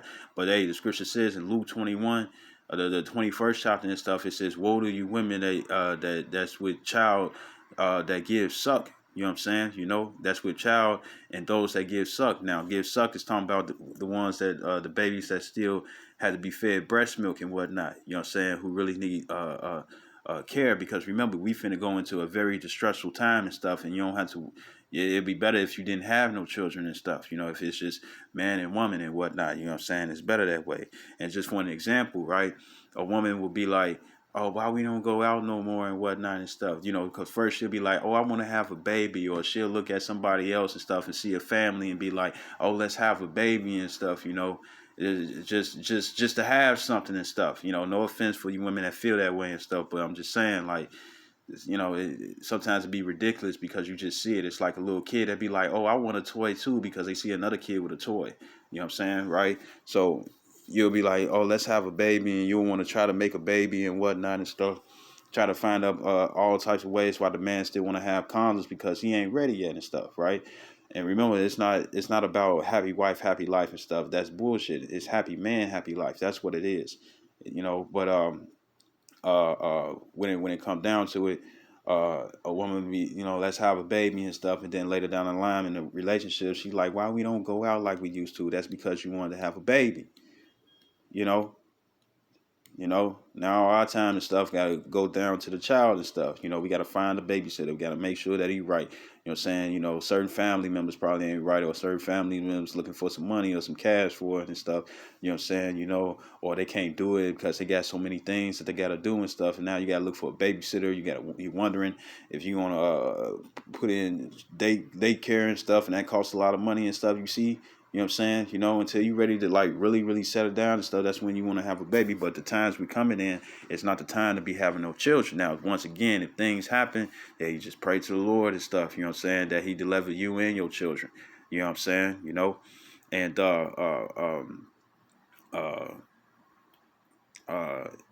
when it says verse 15 again, it says, notwithstanding, she shall be saved in childbearing. And guess what? That's saved in childbearing because there's going to be a reason why the elect women are going to be saved. The reason is because we got 2/3 of Israel that got destroyed. They had to be brought back through the line or the lineage or the family tree and stuff of the elect. They're going to come through the loins of the elect. And that's the reason why a woman will be saved in childbearing and stuff. It's for the kingdom.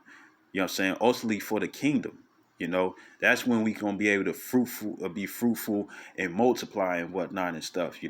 That's when a little child shall become 1,000, become a nation and whatnot and stuff. When that happens, that's gonna happen in the kingdom. You know what I'm saying? Not here in our captivity. It says, and then why would you want to bring a child in this society and stuff? They making it they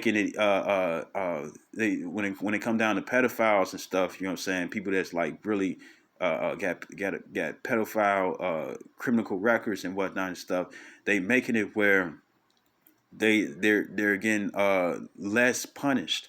You know what I'm saying? So if they making it where they get less punished, eventually down the line, it's gonna be legal for a grown man to deal with your 4-year-old daughter. You know what I'm saying?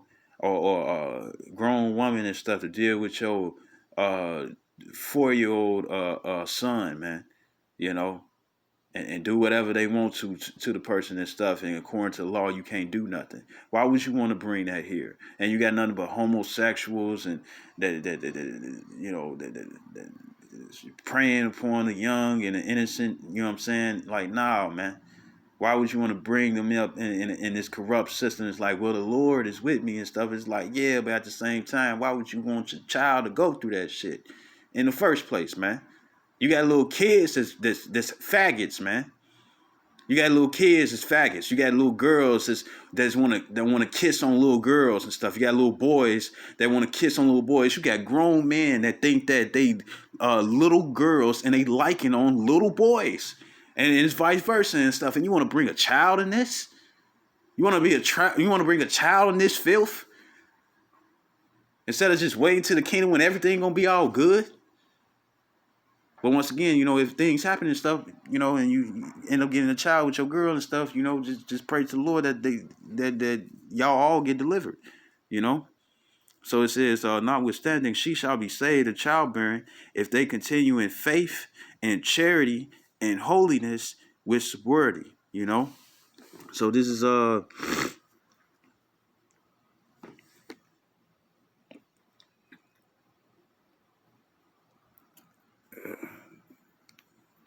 probably should have made this second. This is Sirach or Ecclesiastes in Apocrypha, chapter 9, verse 1.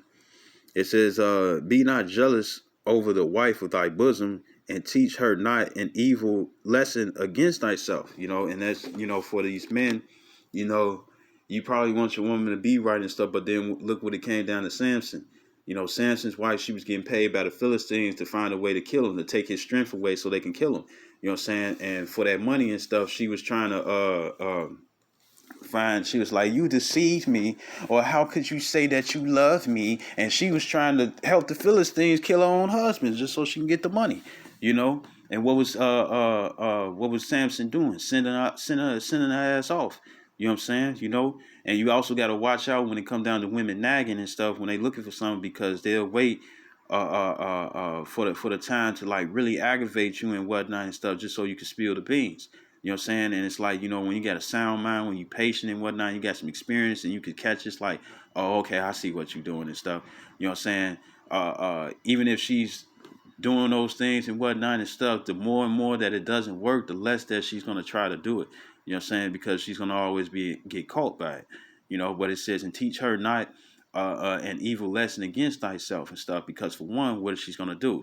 The first thing she's going to do is that whatever evil that you taught her to do, for one, she's doing evil against you and stuff, and you get vexed and you get bitter and stuff, and you praying to the Lord and stuff, to either discipline her or whatnot and stuff, and then next you looking at her and it's like, oh man, I probably shouldn't have prayed that the Lord was gonna do this to her or whatnot and stuff, or for the fact that she's gonna commit an offense against the Lord first. You know what I'm saying? And I know you, Jakes, it's like men and stuff. They care for their women and stuff. That's their glory. But at the same time, watch what you teach your women and stuff. Some things and stuff you just need to leave alone. You know what I'm saying, right? Verse 2, it says, give not thy soul unto a woman to set her foot upon thy substance. And that's talking about your money. You got a lot of women and stuff where they would not actually finish the they'll be like, the wedding is off if you don't sign a prenup, and it shows what their mind is. They just want your money. You know what I'm saying? And it says verse 3, so pretty much don't just be, the scripture says that men go out their wits for women and stuff. Don't be head over heels for your girl. You know what I'm saying? Where it's like, what's mine is yours. No, what's mine is mine, and what's yours is yours. Now the scriptures do say, if you deal with another woman, and this is besides the fact and stuff, but if you deal with another woman, just to bring it out, when women say that if they got children and whatnot and stuff, and to deal with them, they talking about that it's a package. You know what I'm saying? It's like, guess what? That's not my jurisdiction. That's your children by another man. That's not my jurisdiction and stuff. Now, if I want to and stuff, I can deal with them. And if you want to be in a woman's life and stuff, eventually down the line, she's going to want you to meet her children and be, father figure or whatnot and stuff, or to be with her and whatnot and stuff. No, that package deal is your jurisdiction and stuff, and the package deal more than likely is not to be acquainted with her children. That's to pay for certain expenses and stuff, and in exchange for her time. And in a way, that would be something that a harlot would do, a prostitute would do. It'd be some sort of equal exchange for what you want or what you want to deal with. In order for that to happen, you got to do this and do that. Just to bring that out. It says, verse 3, it says, meet not with an harlot, less, meaning that not thou fall into her snares or traps, because a lot of these women and stuff, they would trap you up. They would use the box and stuff, you know what I'm saying, and got niggas waiting at their crib, or waiting at some certain place and whatnot and stuff just to rob you. Verse 4, it says, use not much the company of a woman that is a singer. And that's talking about persuasive. She know how to use her words, or she know how to use this and use that to get her way. It says, lest thou be taken with her attempts. It says, gaze not on a maid, that thou fall not by those things that are precious in her.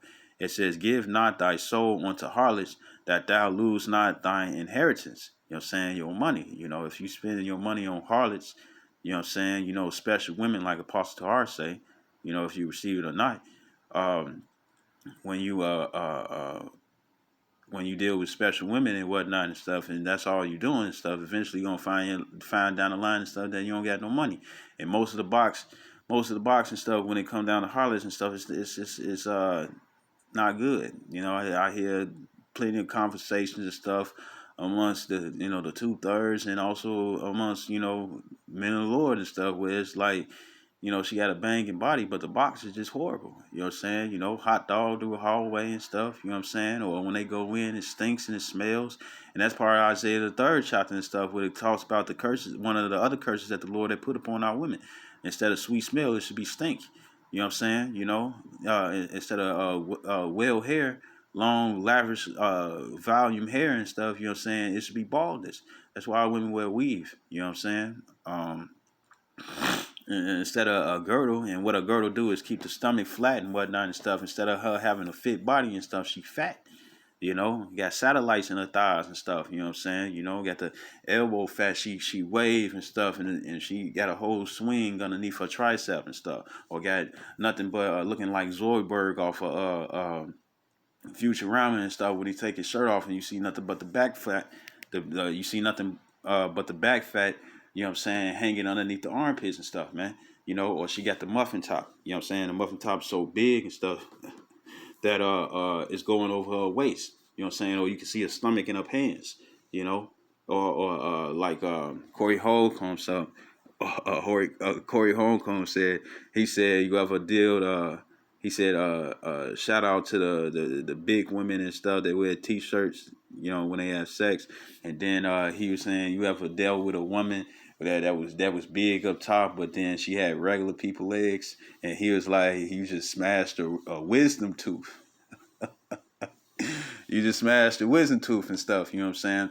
But that's and I know a woman that's like that. Her name is Doreen.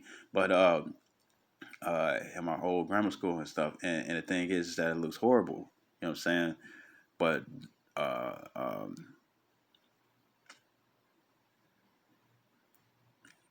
but those are part of the curses of the women. So back in verse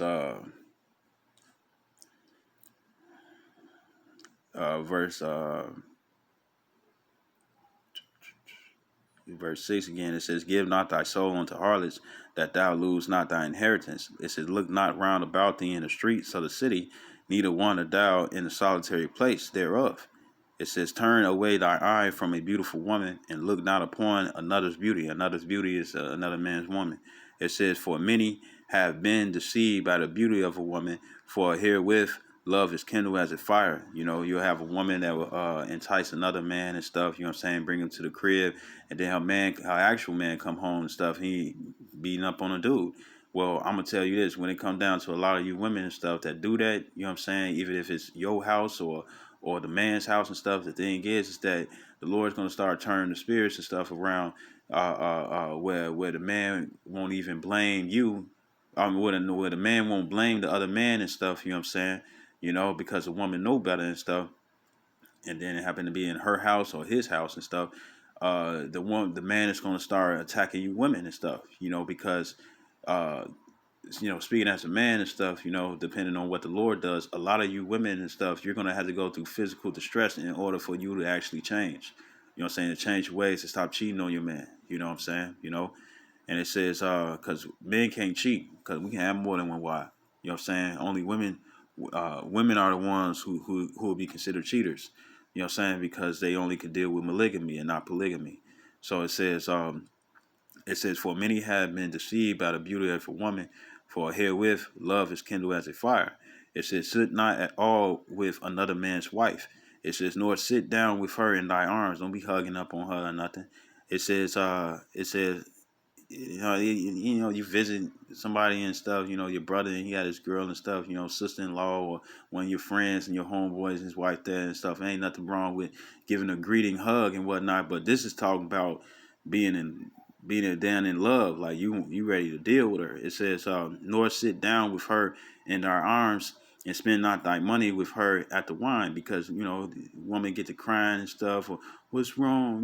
Yo, girl, what's wrong? So what's wrong with you? Why you crying and stuff? You know what I'm saying?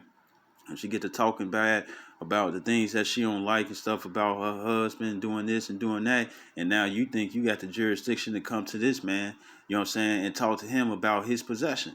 You know what I'm saying? You don't have nothing to do with that and stuff. And then next, you get to fighting and whatnot and stuff because it's like, man, you need to treat her better and stuff. It's like, nigga, that ain't your girl. Fuck you mean? You know what I'm saying? Just, excuse my harshness and stuff, but that ain't your girl, man. That ain't your business. You know, the scripture says that I know not how a man deals with his maid, talking about his girl. You know what I'm saying? Because that's not your business, man. You know, and it says, so and then at the same time, there's times when women do this on purpose and stuff just because they seeking judgment to be happening on to their husband or their boyfriend, man. You know, and it says, "Let thine heart incline unto her," and that less means that not thine heart, your mind, incline unto her, and so through thy desire thou shalt fall into destruction. And what is the destruction? This is Proverbs. Actually, this is Leviticus. It's a lie here. Oh, let me hurry up. This is Leviticus chapter 20, I think it's verse 10. Right. This Leviticus chapter 20, verse 10. It says, "And the man that committed adultery," right? Adultery is the word naap. Naap. It's the na, the ah, the pa, naap. It's commit adultery. It says the opposite adultery. Breaking wedlock, right? It says, and the man that committed adultery with another man's wife, even he that committed adultery with his neighbor's wife. You know what I'm saying? See, look, it says another man's wife. So that just because the heathens, the Edomites, the so-called Caucasians, I'm talking about full-blooded heathens, the Edomites, so-called Caucasians, the Elamites, the East Indians, the Ishmaelites, the Arabians, the Ammonites, the Japanese, the Moabites, the Chinese, you know what I'm saying, the Syrians, you know what I'm saying, pretty much any other heathen and stuff that's on this world and whatnot, just because they're not underneath the law, just because they're not underneath the law doesn't mean that you have the right to sit up here and have sex with a woman. You know what I'm saying? Because look, Joseph could have dealt with Pharaoh's woman and stuff, but he knew that he would have been committing a crime against the Lord. Because remember, the offense is first at the Lord. Joseph committed adultery and stuff, not because he was second in command and he would have gotten put to death, you know what I'm saying, underneath Pharaoh. It's because he feared the laws, because this is a law against you Israelites. So once again, just because a heathen man has a woman and stuff, you can't have sex with that woman just because they're not underneath the law. That's why it says, "And the man that committed adultery with another man's wife." And then it says, "with his neighbor's wife." And what's a neighbor? That's talking about another Israelite. It says, "The adulterer and adulteress shall surely be put to death." And that's the punishment, right? So this is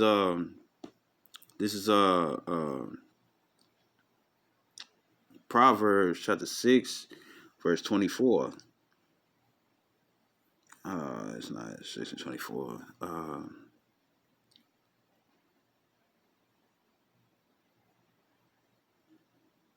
right, so this is Proverbs 6 and 27. It says, "Can a man take fire in his bosom and his clothes not be burned?" It says, "Can one go upon hot coals and his feet not be burned?" It says, "So he that goeth into his neighbor's wife, whosoever touch her shall not be innocent." Innocent of death, right? Because that's the penalty of committing adultery. Verse 32, it says, "But whoso committeth adultery with a woman lacketh understanding. He that doeth it destroyeth his own soul." So you destroying yourself, when you commit adultery, right? So to finish it up, this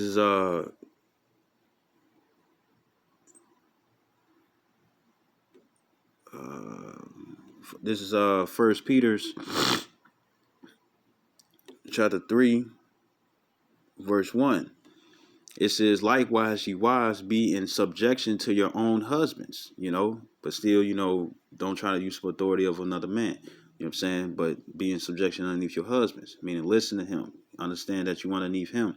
You know, it says that if any obey not the word, they also may without the word be won by the conversation of the wise, meaning conversation going to a nostrophe, what I'm saying, which means behavior, right? Because a woman, according to First Corinthians, the 7th chapter, if you with a potential party elect and stuff, like you say a man, if you a woman and stuff, and you with this man and stuff, but he do everything that the 2/3 do and stuff. If you follow the ways of the law, statutes, commandments and stuff, he gonna be like, why you different? Like why you act like that and stuff? You don't know. We don't really get any problems like that and stuff. You faithful, you don't do this, you don't do that. I try to get you to smoke a little weed. You say you don't be down for it. You probably drink from here and there. You be drinking your wine. You don't be really getting tipsy like that and stuff. You be well balanced with stuff. You wear certain clothes and stuff where you don't be showing your body like that and stuff because you don't want other men to be looking at you a certain way. You really pay attention to me and stuff. You don't be trying to outball other niggas and stuff. He gonna be like, why what you into and stuff. You know what I'm saying? He might actually, if you Muslim, be like, nah, I'm a Hebrew Israelite. He gonna be like, what's that?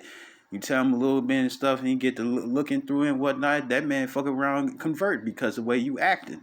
You know what I'm saying? Might be a elect that's still just lost at the time. Until he changed, come out to the word, come out to the truth.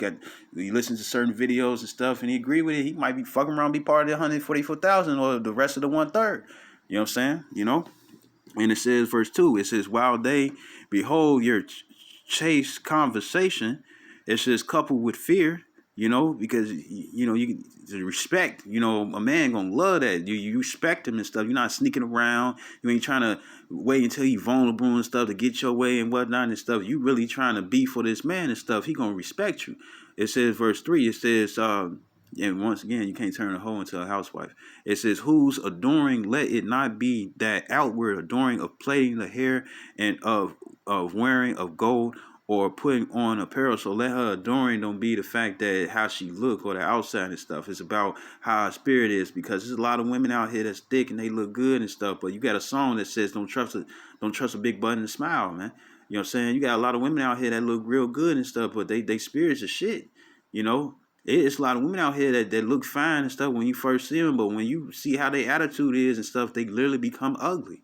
You know what I'm saying? And it says, verse 4, not saying just ugly spirit, mean they outward appearance, they start looking ugly. You start discussing them like, why I get with this girl? It says in verse 4, it says, but let it be the hidden man of the heart. It says, in that which is not corruptible, even the ornament of a meek and quiet spirit, which is in the sight of the Most High great price. It says, for after this manner in the old time, the holy women also who trusted in the Most High, Yahweh Shem Yahshai, adorned themselves. Let's see that word adorn. It's the word cosmeo. It says to put in proper order, that is decorate. To put in proper order. So being the way how a woman's supposed to be according to the Lord. It says it says it says for it's for after this manner in the old time the holy women also who trusted in the Most High adorned themselves, being in subjection unto their own husbands. Verse 6, it says, even as Sarah obeyed Abraham, calling him Lord, right? Calling him Lord. Let's look at that word Lord. It's the word kurios, which means supremacy, supreme in authority, that is as now controller, as a respectful title, or God, Lord, Master, Sir. And remember, we all gods according to Psalms 82 and 6. You know what I'm saying? But then you have you got levels of godship. You know what I'm saying? That's why the Heavenly Father Yahweh and stuff is also considered the Most High, because he's the Most High God. He's the highest God. You know what I'm saying? And then you got Yahweh Shai, which is also a God, but he's the second highest God, second in ranking. And then you have the man, even though you have, when it came down to King David is going to be the third. But then at the same time, you got different levels of gods. You know what I'm saying? So it says, so a man would be considered a god over his woman. You know what I'm saying? Just in higher authority, supremacy and stuff, right? And it says, whose daughters ye are, right? So you all daughters of Sarah and stuff. And Sarah's obedient to Abraham. Now, we don't understand that they don't have everything of their life. I'm pretty sure they probably had an argument every now and then, but at the same time, she still knew her place. You know what I'm saying? She was well obedient. It says, whose daughters ye are. So all you Israelite women, this is how you're supposed to be. You're supposed to be according to how the Lord ordained you to be according to the scriptures and not underneath this wickedness. It says, as long as ye do well and are not afraid with any amazement. You know what I'm saying? So pretty much that's what it is, man. You're supposed to be underneath the order of your man. You know what I'm saying? And at the same time, following the law, statutes, commandments, and stuff, which makes you blessed. You know what I'm saying? Of course, you blessed already for being an Israelite and stuff, but what makes you more blessed is that you follow the law, statutes, commandments of Yahweh Shem Yahshai. And I'm going to end it off with this. This is Deuteronomy chapter 10, verse 12.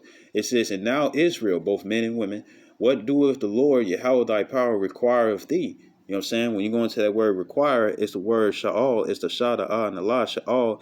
And it says inquire. It says request. It says by extension to demand, to charge. You know what I'm saying? To request, to command, right? Straightly. It says, but to fear the Lord thy God, right? What's the word fear? Is the word yara'ah. It's the yada rada ah yara'ah, which means to fear, morally to revere, to reverence, to frighten. You know what I'm saying? Where it's like you too scared to tempt the Lord, or you too scared to come up against him. Now we all fall short, but at the same time, you ain't just trying to play him as a joke, like he ain't gonna do nothing. And it says to walk in all his ways. What is that word? Walk.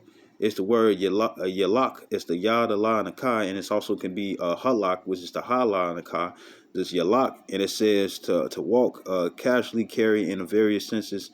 It says to flow, following. You know what I'm saying? To follow, right? So follow in all his ways. What it means ways. It's the word darak. It's the da, the ra, and the ka.